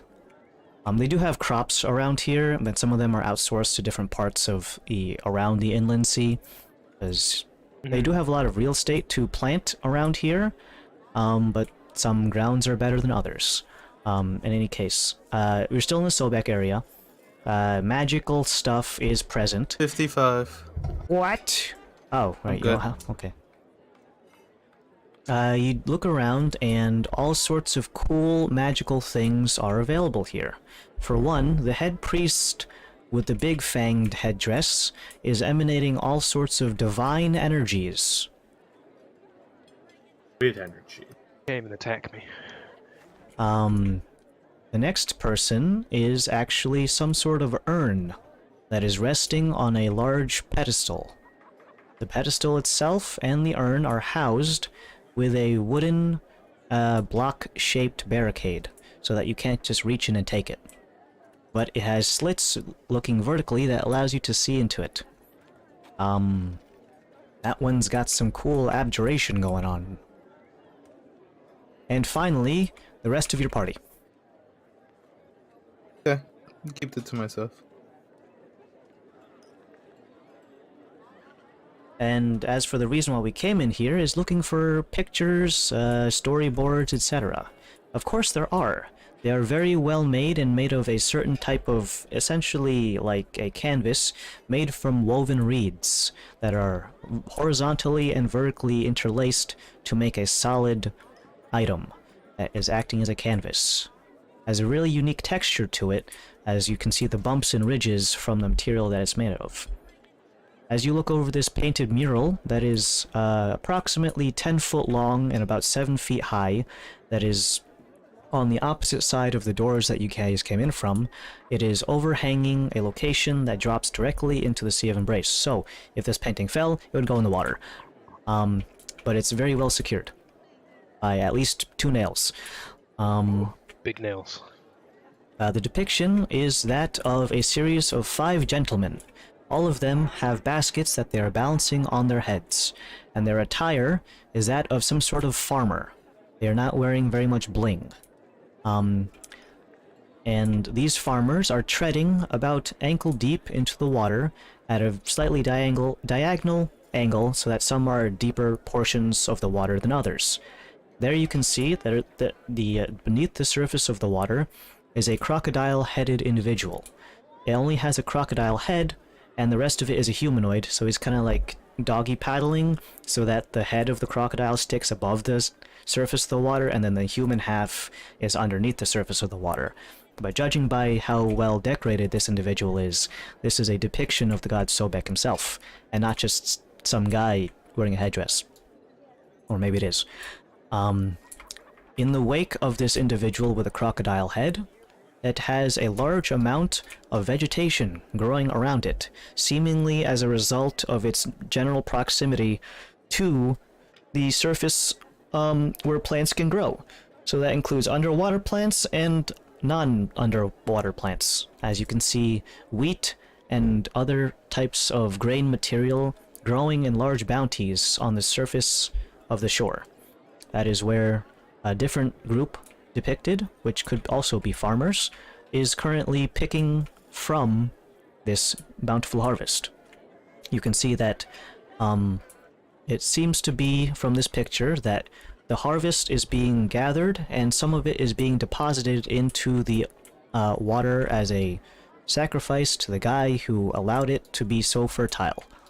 And of course, now the Sobek guy, why did I say it like that? The Sobek is not the only person here, because Osiris is also associated with agriculture. He is set somewhere on the far left, not like peeking in as if he's not important, but he's like there, but he's not in the centermost part of this mural, because this is where Temple of Sobek, after all. So Not in the limelight. he's there, but not in the center frame. So that's one depiction. That is on the farthest wall away from the door, and is by far the largest mural here. There are a couple of other pictures here, many of which resemble Sobek in different forms. One is the crocodile-headed with a human body, another one is just a crocodile, and another one is kind of like a really gross in between, where like if you instead of going from the head up is where this crocodile part goes, imagine you went down the middle, so that one half on the left is humanoid, the other half is crocodile, and it doesn't line up very well. I was going to say the head would look horrific. Don't ask for a cross section. Thankfully it's a 2D image from a top-down perspective, so you can't see all of it.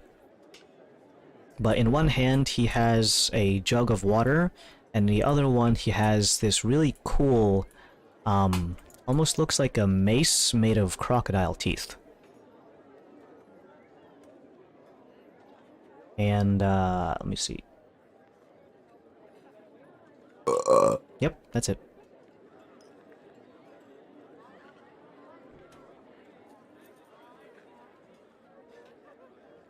I sort of point out that Osiris is there to the group. Yeah. Darlis's guy, right? If only. Oh, Said Osiris is looking over. Is it like in an overseeing capacity? Like what's the? Is His there any presence in that first mural that I described is that of like almost looks like someone puppeting something. He has his arms extended outwards, and you can see depictions of his influence as shown with little squiggly lines that come from his fingertips over to where the crop is. squiggly purple lines? They are gray. The painting itself is in color, by the way, so. All purple. The UFO in the background. And it says the artist sign on the bottom is squid. Not a squid. Not Squid good Man. word, tent. Squid. Got word. him. We got him. Down to rights. Bring them down here. This you. I'm suing you for AI art use. This NFT is gonna sell big. AI made NFT that I copied off some guy. Well, I we could- right clicked.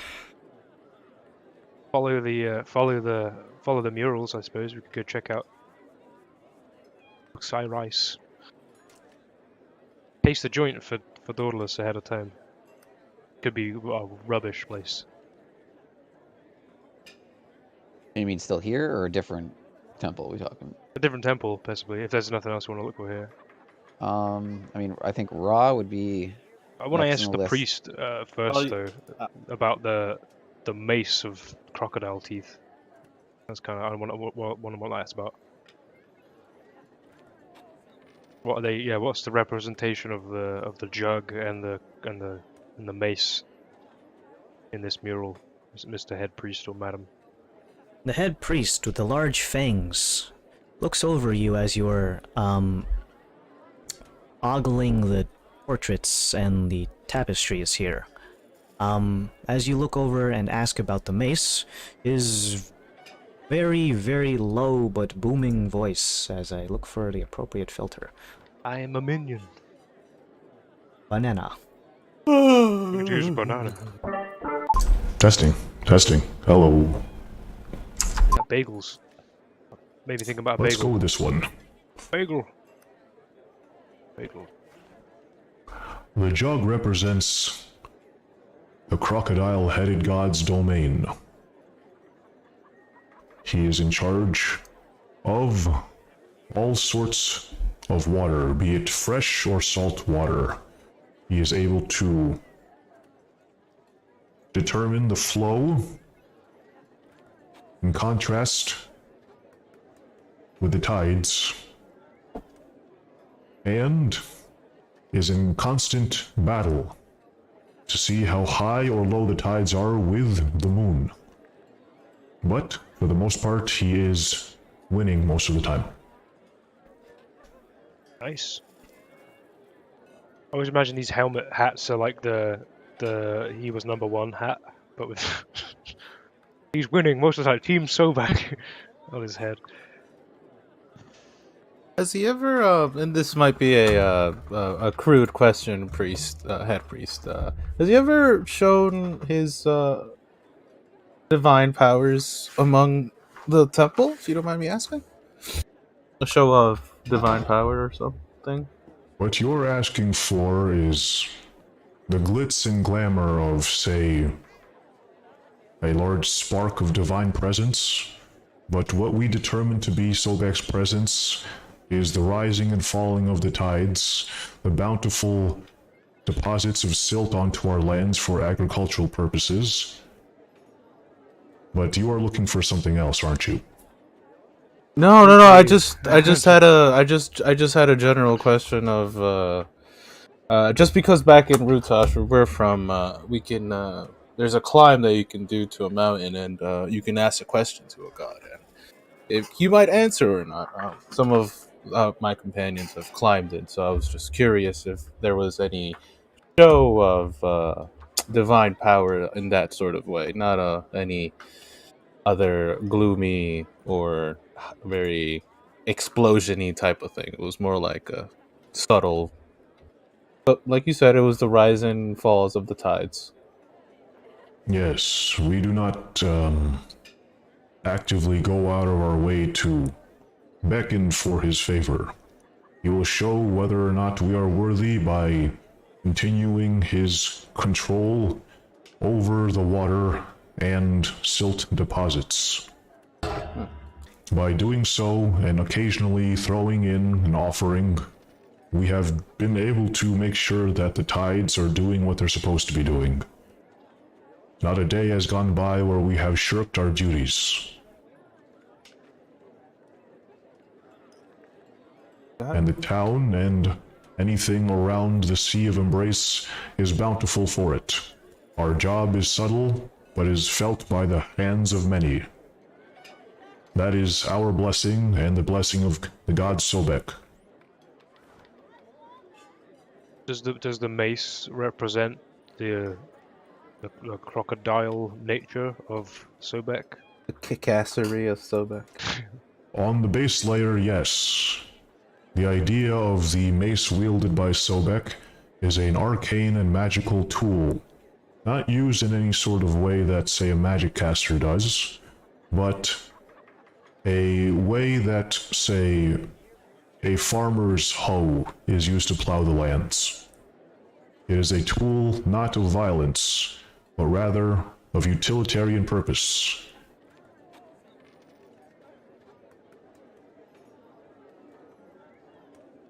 That's it. Thank you very much. Thank you. As he says that part, like, my eyes just glass over, like, yeah, sure, that shit is just utilitarian. My ass is fucking gonna take over your minds or whatever. In my head, or obviously. Let him come down, he's gonna take over all of your minds. I'm gonna bonk ya.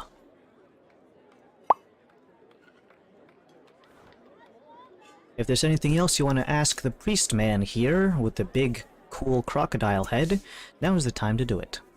That Hatel guy, the Sultan was right. Must have been very egregious act against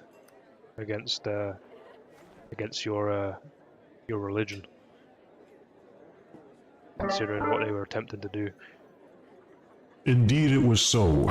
Unfortunately, we, back in the time of that story, I was not alive back then, would not have had the manpower to, or influence to prevent him from doing his horrible deed. The man had a large amount of political, economic, and military influence. A group of priests would not really be able to do much as we would like to. Not to say that our forefathers didn't protest. They did. He didn't listen. Well, got what's coming to him. And we are not generally a violent folk. We do not practice any sort of martial combat. So we couldn't do anything in that regard. Thank you for your time and telling us about Sobek. You're quite welcome. If you feel like it, you may make a donation to the temple. And he And he kind of points to a donation box. Oh, How much you think I should money leave, to guys? squids. It's Inadvertently, a I don't bit know. for me. What's five Samir event? It doesn't have a recommendation on how much you should donate. What it's do just you a- recommend? As much as you have. All of it. Yeah, well, I'll put your whole bank. I'll put 5 Samir down. I'm gonna put one of those worthless gems that I crack open when I'm detecting Wow. magic. I put a candy. It just looks shiny. I will say though, it's kind of weird because the Samirs are bills. The thing to donate the thing is just a slit. So if you try to crush a gem through the slit, Just like a very smooth gem, just. Kalos thinks he's doing this big like bull act of play it. defiance, and he's just like jabbing the thing like. it looks "Wait, like no, the kid who's no." trying to put the fucking square peg in the round hole. Uh-oh. Or the people who try to put their credit cards in the fucking cash feeder. Fuck. After a while, I'm just tired, and I just put it on top. Triggers. Don't even. Oh, but I want to park there. You can't park there with that card, sir. God. Oh no. Regardless of how much you donate, you get a very nice bow and from the monks or priests here. And if you'd like to exit now and go somewhere else, we can do that. We will follow the mural rules and go to Osiris.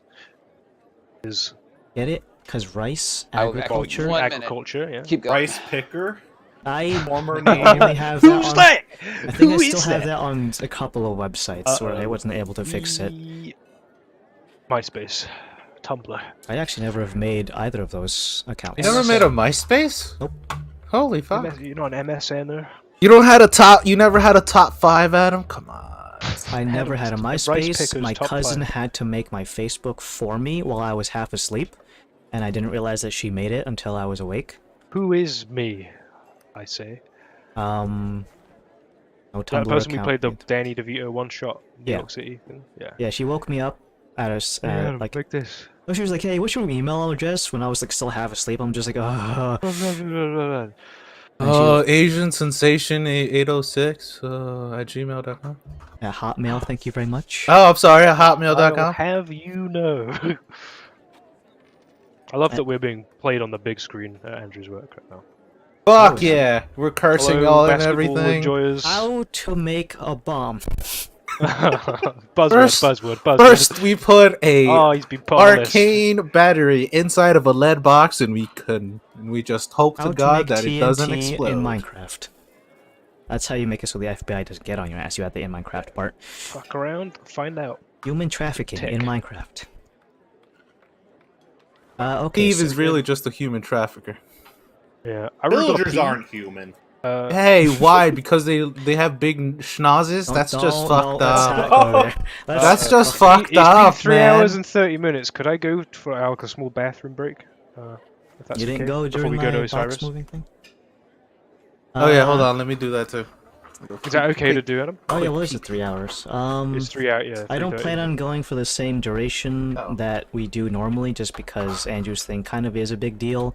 Not to say that this one isn't a big deal. If anything, it's one half of the reason why we're here. So, we'll probably not go for that much longer. But let's take a break here. It's 1:35 EST, so why not say?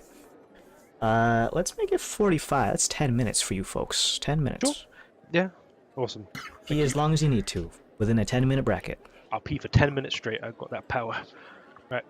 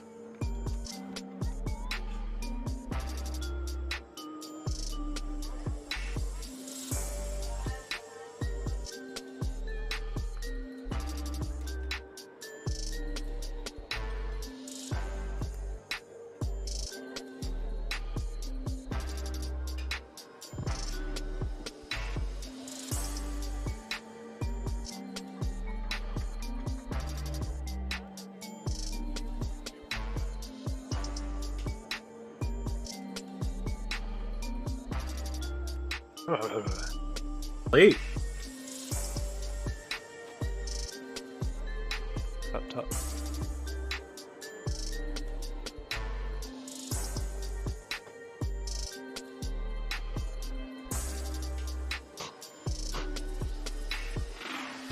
What soup flavor? The best chicken soup.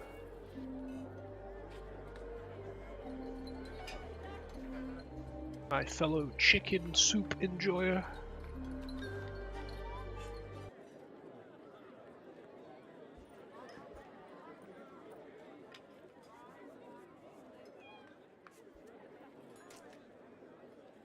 And I got these crackers to put in it. But I don't know why they're called water crackers. Is there any water in here?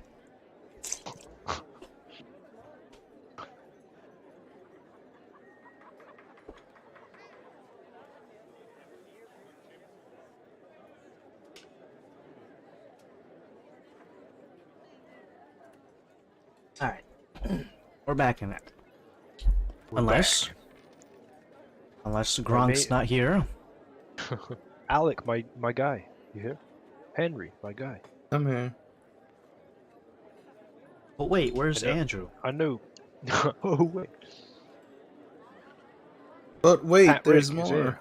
Am? Is there more? Who's that? Yeah, Who are we yeah. waiting for? Gronk. My bad. I For went to the- Andrew. I thought we were gonna keep going. I ran to the bathroom, then I came back. It's like, oh, we're on break. It's like, oh, well, I'm gonna go. Yeah. I got a fan. I can't finish the and drink. Daylight saving switches over to next week, right, guys? Daylight savings. I thought we were done with that shit. Apparently, it was not outlawed. Let's Damn not. Yeah, I thought you said it was the last one. We hoped. We weren't. Apparently, Congress They didn't. they pushed it. They said, we're not gonna. We're gonna. Pussies. Yep. So we'll be What does that mean starting for you? for you. For I me? think it means we'll be starting an hour earlier. 1 because o'clock. Spring ahead. So which 2 o'clock. we lose an hour. 2 o'clock. Yeah. So, well, 10 o'clock, 9 o'clock becomes 10 o'clock. So yeah, for you it's an hour earlier. For us, it's yeah. Mm-hmm. I hate it. I think someone, Google says it's next week. We'd have to. Thanks, farmers. I think I have mine like daylight. I think mine's different. I think mine's 2 weeks later. Mine's on March 26th. When mine goes. Alright, let's see. Let's Google this right now. Shouldn't that be something that's universal? It should be. No. Well, it's not even universal across the United States. Like, there's like 1 or 2 states that don't do it. So like, What? You guys can just choose to not do it, and we can just say it at the same time. But that's not how it works. Could work like that. permanent daylight savings time bill gets renewed push in Congress. So I think it's something that's in the works. Oh, you know what it is? It might be because scientists have said, or research or whatever, that if we stick to the time that we were doing right now, it would affect our sleeping cycles or what the fuck ever. Oh, because We're in daylight saving time now, I think. That's so switching like, it off because of the lights coming back. So if anything, like this would be the regular time, I think, unless I'm misinterpreting that. You're with the regular time. Ha, got him. Great show. Well, you can sort that out when that happens. So It'll be this Sunday at 2 a.m. So What a hassle. I know it is. And I'll fuck just have those my New York scientists clock playing, because yeah. we already have our circadian rhythms fucked up by artificial lighting. I don't think it's gonna be that big of a deal. daylight think savings we'll- is such I'll like a rabbit hole of like conspiracies and like reasons. Like there's no one reason. It's just like I don't know. I think the farmers should up an hour earlier Farmers sort of shit out. because that is Oh, no. essentially what they're doing anyway. I'm not a farmer. I don't adhere to farmer rules.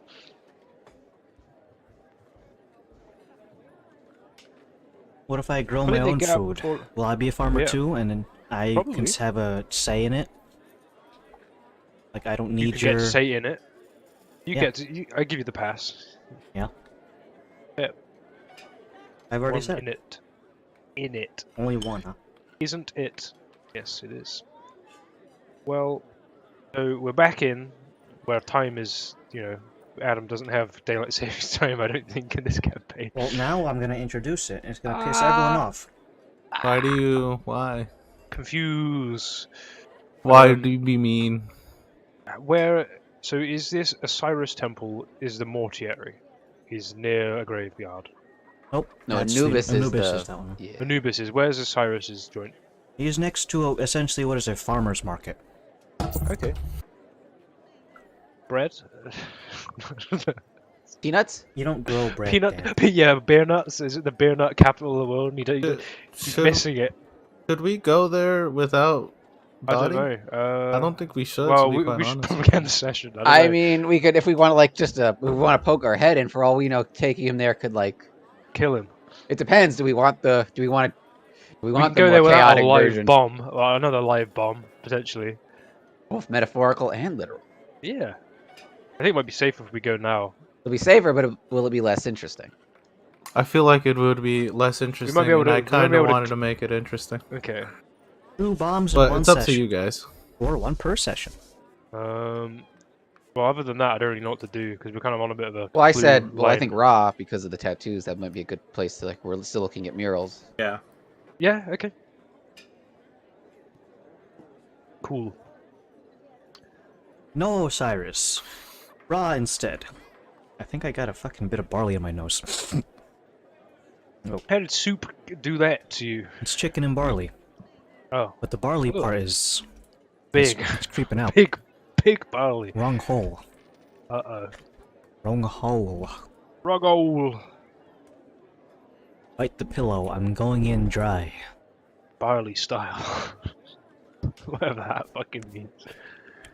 So, we're gonna go to the Ra Temple. Closer to the Upper Crust district, it has a little conjoining part that almost merges with the actual exterior wall that segregates the town into 2 parts. There you can see, as previously described, many depictions of the sun, such as the Eye of Ra on a backdrop of a sun. The door also is in the shape of a rising sun. All the priests here are dressed in bright orange and yellows, as if to be the sun. I've also brought my son for Father's Sunday. Ah, okay. Jokes aside, I'll be here all week. They have a decent number of people in here, many of whom are currently in their own unique little booths. Essentially a little cubby hole that you can squat in and pray. If you want to squat, they got a couple of... Are they booths or boots? Booths. Booths. Like I thought it said John funny Wilkes boots. Booth. What? But they have these individual little pray booths that you can sit in if you want. Do I die upon entry? Do you die upon no. His face burn. Well, I got that radiant resilient thing. I don't know. As you enter, you notice that this is an open air, open air temple with enough so that you can look up and directly look at the sun if you want to. I wouldn't recommend doing that for very long though. Oh, The natural lighting in here creates a very nice atmosphere, as the interior has been painted with a special reflective paint that absorbs and reflects off with an orangish and yellow light, almost as if you were like inside the microwave tunnel in Metal Gear 4. But not actively cooking I'm gonna alive. make my room. There you go. Yeah, that's appropriate. That's what the color gives off. All the priests here have these really nice circlets that rest on their foreheads that are on the middle of the brow is an Eye of Ra, and their robes are presumably yellow and orange, but the color tinge in this area makes everything in here orange and yellow, so it could be white. when you step out into regular daylight. But in either case, as you enter, it is noticeably very pungent with the scent of burning incense, and the slight murmurs of prayers that are not completely silent, but inaudible to most people unless you're like pressing your ear right up against the dude's mouth when they're praying. So, if you want to do that, that's kind of weird. But you can if you want to. Laszlo guy. Kill that Laszlo guy. Screw him. Wow, what a booth. In the center of this area, it has a large censer, the thing that burns the incense. It hangs from a chain that dangles from the ceiling and sways ever so slightly, as a single priest on occasion kind of gives it a little nudge so that it's always moving and never completely still. Everything else around here is relatively quiet. And what is it you want to do while you're here in the Temple of Ra? Well, still looking at the murals, but the question, is there like... You know, like in the church you have the big murals, but then you have like smaller ones on the side. Are there like smaller, like more ground level murals? And I'm assuming there's a big grand one for Ra, but like, is there like smaller ones that like more accessible ones surrounding the thing? Is that how this is set up, or is that... The temple itself is in the shape of a rounded object, so that it kind of can look like a sun. As you enter one end, you realize that there are 4 different entrances: north, south, east, and west, judging by your personal internal compass. And has an open... So it's kind of like a donut hole shape, if you were to look at it from the top down, or a bagel. In either case, as you enter here, they have a large number of paintings depicting actions taken by the patron deity of the sun here. In contrast to the Sobek Temple, there is not one singular huge one, but a series of medium-sized ones that have been broken up and then have been lined along the interior of this donut shape, so that it kind of makes like a round storyboard. So if you stood in the middle, you could turn your body and you could see all of them from that center point, if you don't get hit by the swinging censer. To dodge battle to get In information. addition to like bardically themed murals, are there any that depict individuals with the tattoos that... Preaching, yeah. Does anything line up to my black skin tattoos job there? Making an investigation check. I'll do one as well. Can we all separately make those? Or? I don't care what you do, but I will allow you to do so. Not sure why I said it like that. You can just yell out your numbers. 5. Sorry, Varys, you're gonna have to let someone else take the reins on this. I got Anyone 28. else? It's on my skin. I can feel it. It's a good time to roll. Natural 29. Wow. Wow. Natural 20, sorry. Absolutely Okay. mogged.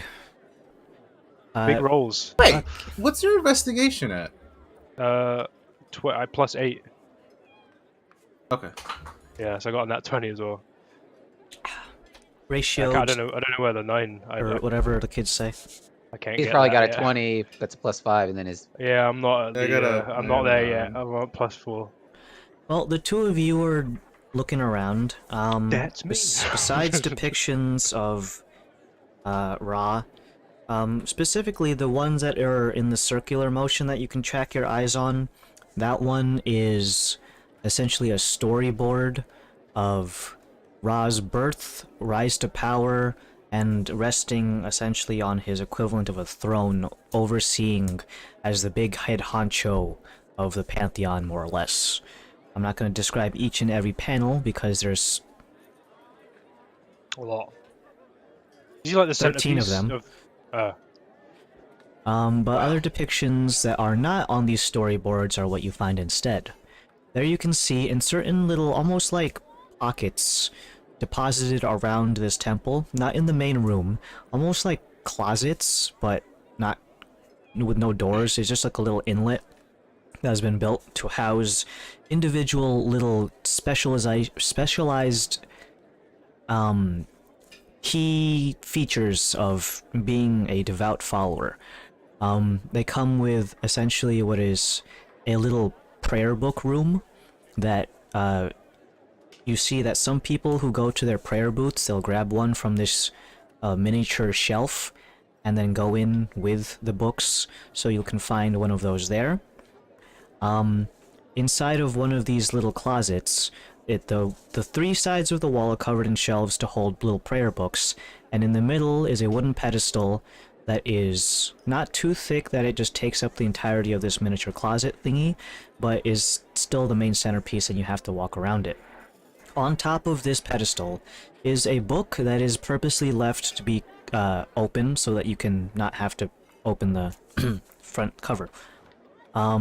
And the sheets of paper themselves look relatively old, so there's a special tool that is basically just a wooden flat ruler that you need to use to turn the pages instead of using your dirty, disgusting fingers. Not saying anyone in particular, but, you know, just use the ruler to turn the page.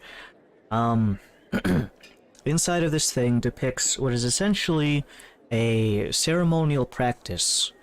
When you are dead, and you go through the process of being interned while being an aficionado of... That's not the right word. A member of the Sandstriders Church. I think that's better. Or associating with them in any capacity. Even if you don't... Ardent. Even if you don't... Says, even if you don't specifically pray or pay allegiance to any particular deity, there's essentially... You get run through a conveyor belt of different gods to do things with your body, your soul, and by proximity of your body, your organs. As you die, the depiction starts with Sobek taking your spirit. The body goes with Sobek and gets buried out at sea. Unless you get tossed into the sandstorm, but that's not covered in this book. Little note of an addendum. They have the bodies taken by Sobek, and it is eaten by gators. So no, crocodiles, not gators. I gotta make sure I keep that distinction. The body gets eaten, the soul gets taken away to be weighed on that, you know, the Anubis heart scale thing, and then depending on how your soul is deemed to be weighed, the soul also gets eaten by different animals. Not the same crocodiles that are Sobek's. Depends on the soul quality. Yeah, the heart scale weigh versus a feather thing. If you have a bad soul, it gets eaten by what is essentially spirit hyenas. And if you have a good soul, there are different things that happen depending on what religion or deity you pay the most fealty to. In the case of people in Ra, because you are in a Temple of Ra, it doesn't go into fine detail what happens for other deities, but for Ra here, your body, while it is still in the presence of the people around you and not fed to the Sobek, fed to Sobek, has a series of markings that you are very familiar with, that they do to the body. Typically, the eyes are removed first in the most symbolic way possible, because the Eye of Ra, remove your eyes, see beyond sight, having too much insight, etc. Bloodborne. Those are removed first, and then the body is in turn marked with a series of tattoos that you are very familiar with. These ones are essentially form across the body from the limbs all the way to the central nervous system, and then eventually up towards the spine, and at the point where they eventually converge, all at the forehead, which is where the Eye of Ra is supposed to be. Essentially, the spiritual version of it is located. Although you don't have a literal one, they sometimes make a tattoo of one on your forehead. This is to essentially not only mark your body and soul, so that when you go through the conveyor belt of gods that play with your body, they're like, alright, well, it's like a sorting feature and a series of tags. Like, oh, this guy is typically associated, so we'll give this deity, in this case Ra, just another secondary once-over to see, like, alright, what do you want to do with this fucker? And in regards to Ra, having that thing essentially means that you already know this part where you are not eligible for reincarnation. But that is actually not seen as a bad thing, because essentially being reincarnated and not just being immediately thrown to the spirit hyenas Or the gators. or the gators. Okay.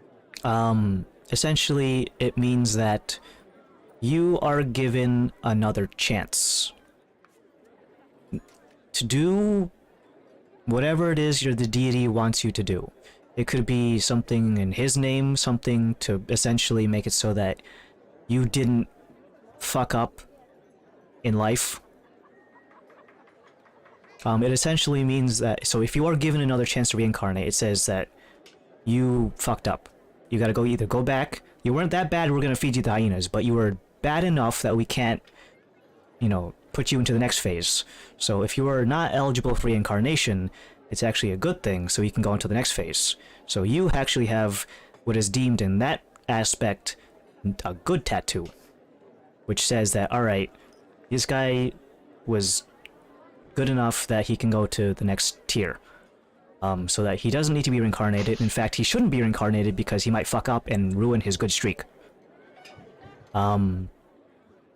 So the next phase in this book, let's take in mind you're just like you're flipping through this thing and just like everyone just... I'm looking at the callus. This sounds a lot like a pyramid scheme. I like look at you like the next tier, like you must do. Like, you gotta pay with your soul. How much you am I get gonna your pay? friend- Reincarnation. If you get your friend to pay $5 and then tell him to pay $5 and you get a cut of that, oh god.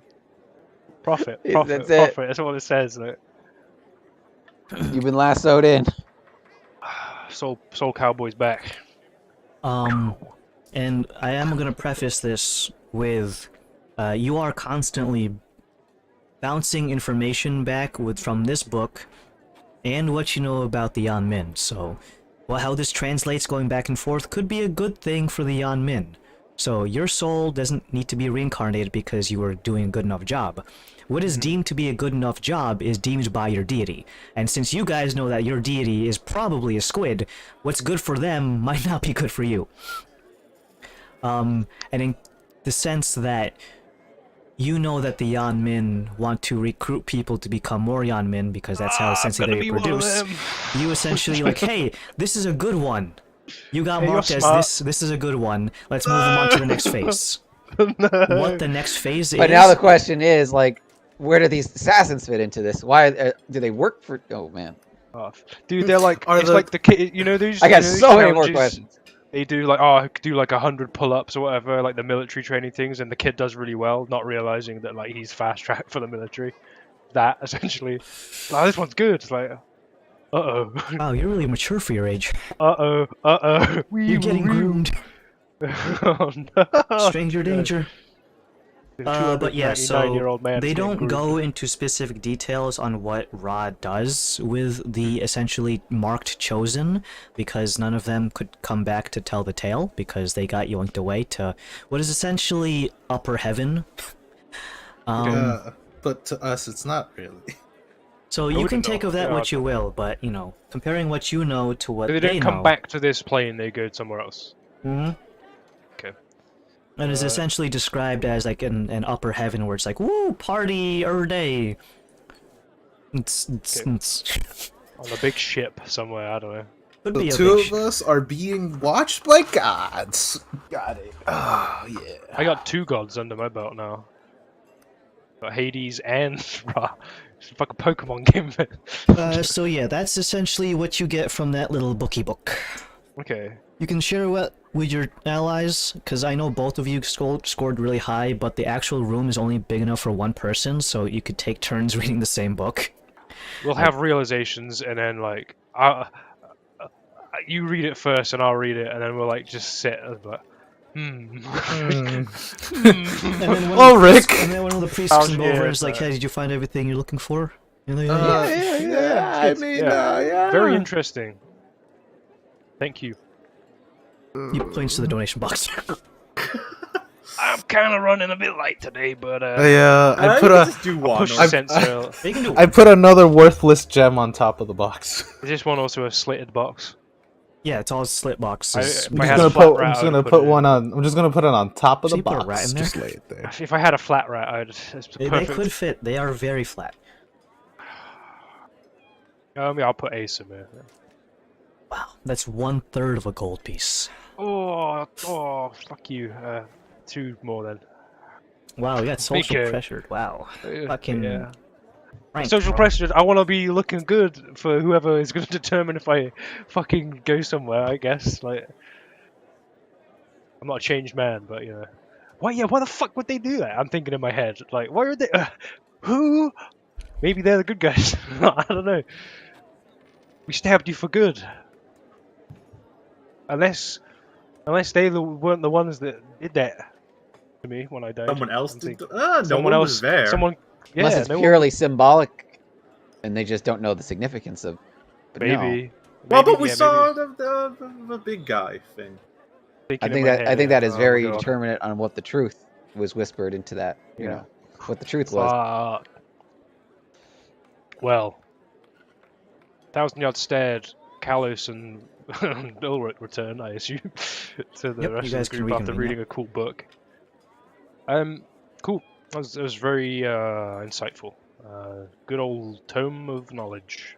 It even came with pictures of what the tattoo looks like and the picture. Does it line up perfectly? Like, The exact same one. Yeah, it's basically, you know what, you could like... It's just it's the exact diagram of the tattoos. It's just I a little am guy in the next to us book. going, "Hey, okay." I'm in the book. And it looks I'm exactly like Laszlo. I was just gonna say, there's a Prophecy. little mural of like Laszlo getting stabbed at an estate or something. There it is. The prophecy. As is we foretold. My god. Dragonborn. Overkeen. Okay, well, that's cool. Okay, Ulrich. Well, yeah. So, I mean, we'll So just, many more plates added to the game again. Fantastic. It is what it is. That's more not so now- much adding more plates. It's just stuffing It's just more onto confirmations this of plate. plates. They're like, oh, that was a plate. Okay. and, Oh no, that plate is heavy. It's supposed A to be heavy really plate. heavy. Ah, okay. You want some mashed potatoes on your plate? maybe You know, if I put guys, this crown on, someday- they'll have to fight over me. You know, guys, someday we'll get some good news. Someday we'll get some good news. Maybe I'll be split in two if Hades has my legs, and then Hopefully that other guy has my my top half. Or hopefully I'll be my split in the middle. my devil daddy can help us in some sort of call him that. situation or whatever. Don't call it that. You don't tell me what to call my patron, okay? He didn't say no, so I suppose that is he's okay with that. Ah, jeez. Troubled child you are. More so than most. Okay, I am the youngest out of the group. Yeah, right. you're a Yeah. kid. Well, it's a weird case fucking now. fat. Now you're like 40 years old physically, so technically, physically, I'm not- you're older than some of us. mentally is. Mentally, you're the Mentally, youngest. I'm a child, which is fun I because do all remember of you are telling us- paranoid. I do remember it will come with age. Good boy. It will do. I remember somewhat. I think you mentioned that your nickname back over on home turf was the like urchin, right? Like the little urchin or the urchling. I remember you saying that to me once. Oh, that's what the Yeah, that was like your little title for you. That's not a title. It was more like of a fucked up nickname, but Yeah, I had an actual code name. yeah. If you Oh, don't say it in this temple. But I remember you saying something like that, and I was like, oh, that's kind of That's- funny. That gone down there, and it's like, yeah, it's Kinda- we could, there was kinda confirms imagine it. I was all skin and bones when I was first introduced to my organization, and then they were just like, "Oh man, you look like a small little urchin," and then it was just called an urchin, a tiny urchin, the Cool. tiny one or whatever the It's fuck very- they wanted to call me. little lad, a youngin. Cool. Well, horrific revelations aside, is there another place we may go, or is there anything more we can glean in this place? Unless there's a big sign that says "Whisper into this hole" right here. No. Is that a glory hole or... Well, I've had a bit of a brainwave. for better or for worse. So we can dip on out of here, and then I'll do the message cantrip to Varys and then to everyone else. If speaking out of like a statue, maybe if there's like water coming out of the mouth of a statue or something. Speaking Acolyto, maybe Acolyto is the embodiment of free water or something. Maybe if we don't find anything that is like definitive, we could look for some statues that may have that. But they may not align with Acolyto. Aqueduct, maybe the mouth of it might have a certain depiction. Because the aqueduct predates Moldramoth, it might have some designs on it that. I'm just trying to think of various things that may align with it that are not as on the nose of saying that to someone. No, I hear you. But we could also, I mean, were there any depictions of Osiris in the Ra temple in any of these murals? You get a bunch of different depictions in all of these Ra murals because he contacts them in different times of his life, but he's still the main focus of all of these. Like when you go to a Catholic church and all the things with Jesus doing the Jesus thing. guy's everywhere. Yeah. Jesus, my guy. But is Osiris depicted in any of those? Some of them, yeah, like 2. Anything of note within that? Any specific actions that are maybe? Yeah, he's like waving at Ra. Okay, hey. so buddy. Okay.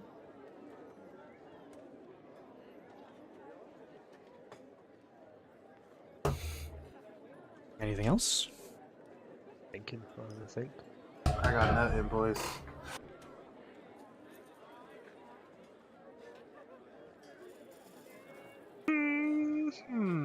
Well, we're gonna need somewhere to sleep. That's the thing. We're gonna need somewhere to stay while we're here. Might as well get this started.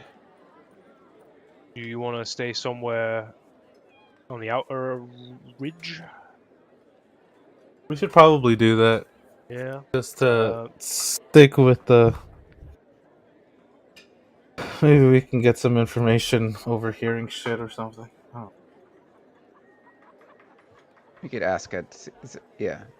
I mean, let's find a place, and then maybe we can ask for like. We could keep an eye out for things like we did when we were in Ulport. When we were looking for the certain warehouse that had markings. There could be some certain markings that are related to these stories that we've been hearing.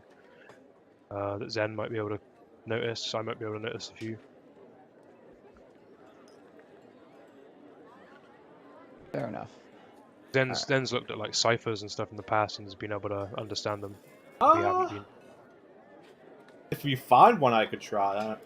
Yeah, it may be like etchings or something, or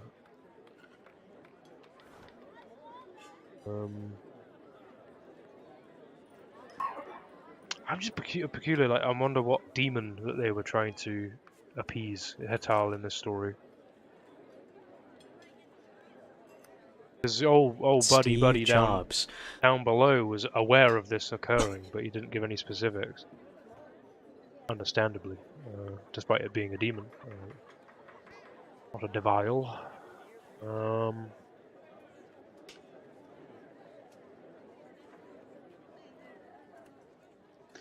Let's an inn or whatever the equivalent is, and then we'll.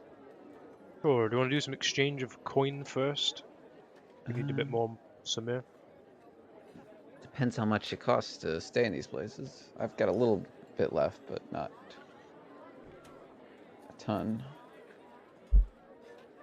The going rates for one of the bunkhouses down in the suburban district is 30 Samir for 1 night. Per person? Per person, and comes with a drink coupon. Is it for a singular drink? Yes, no free refills. Oh, come on. Infinite sips. We literally have like so many water sources. We've got that gauntlet, the goblet thing. We can all create. And we're in a place where water is free. Right? Sometimes you want something that isn't water. All right. Well, Yeah, that don't you for have that that I might pen? have to do a little exchanging. And that little hip flask that you And drink from? I'm good. Drink honey. Yeah, I can just put it in water and have some honey. Wow. Okay, so the date is the 14th. Aye, What day is Capitan. that? Is that Thursday? What is it? Well, I have this down on this fucking notepad. Hold on. Some of it's digital, some of it's not digital. The 14th is a Saturday, my good friend. Saturday. Okay, so assumedly, Nautilus is going to be doing something for today, probably tomorrow, depending on how that goes, maybe another day. This will be an ongoing thing, possibly. Let's just get 4 days. We can always.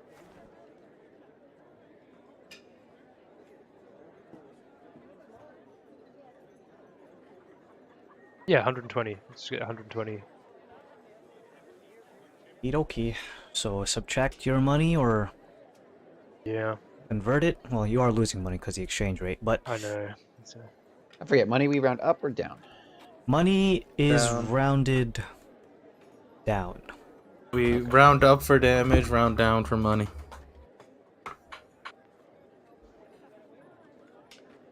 Okay. Cool.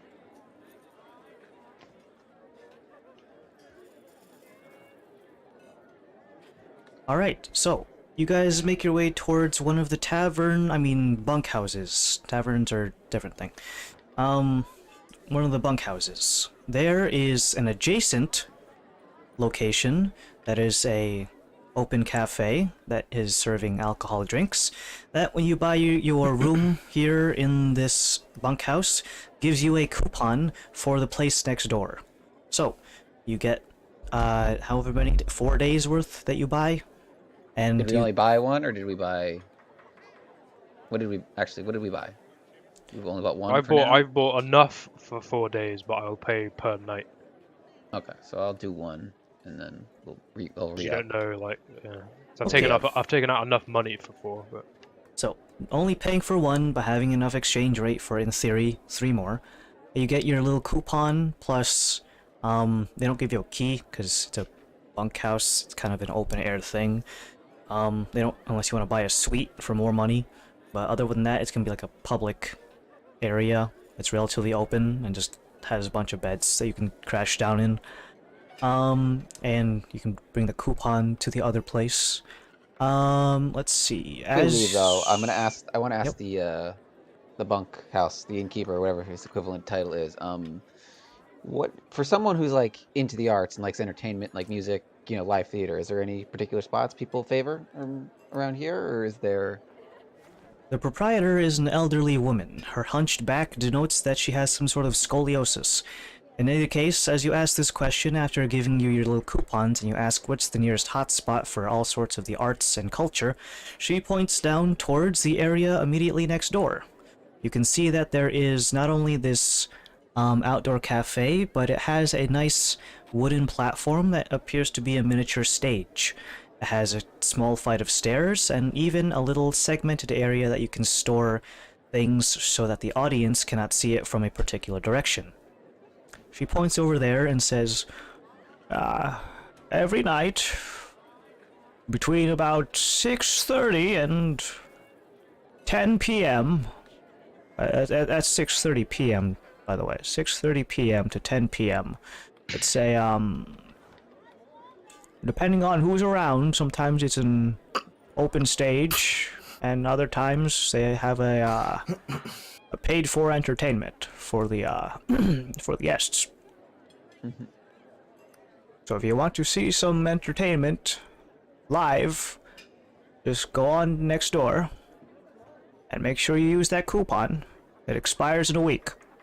Gotcha. Thank you.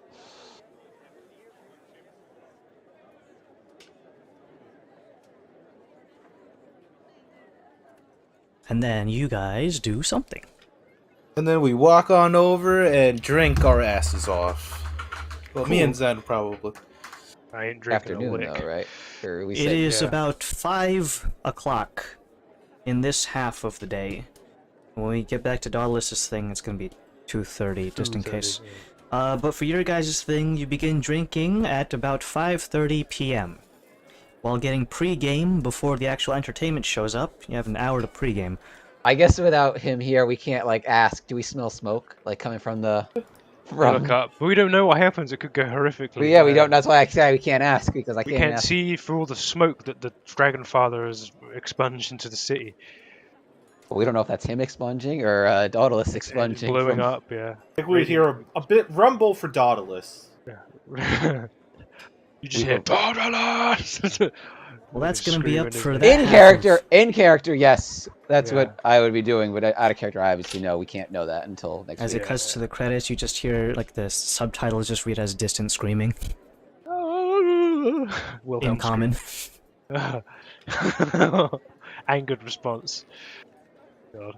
Alright, so let me mark that down for future reference. One half is at 5:30 and the other half is at 2:30. Same day. So that's the Hualong Clinic thing is at 2:30. And then I'm just gonna write rest of the league. Chilling. I'm gonna purposely spell league correctly.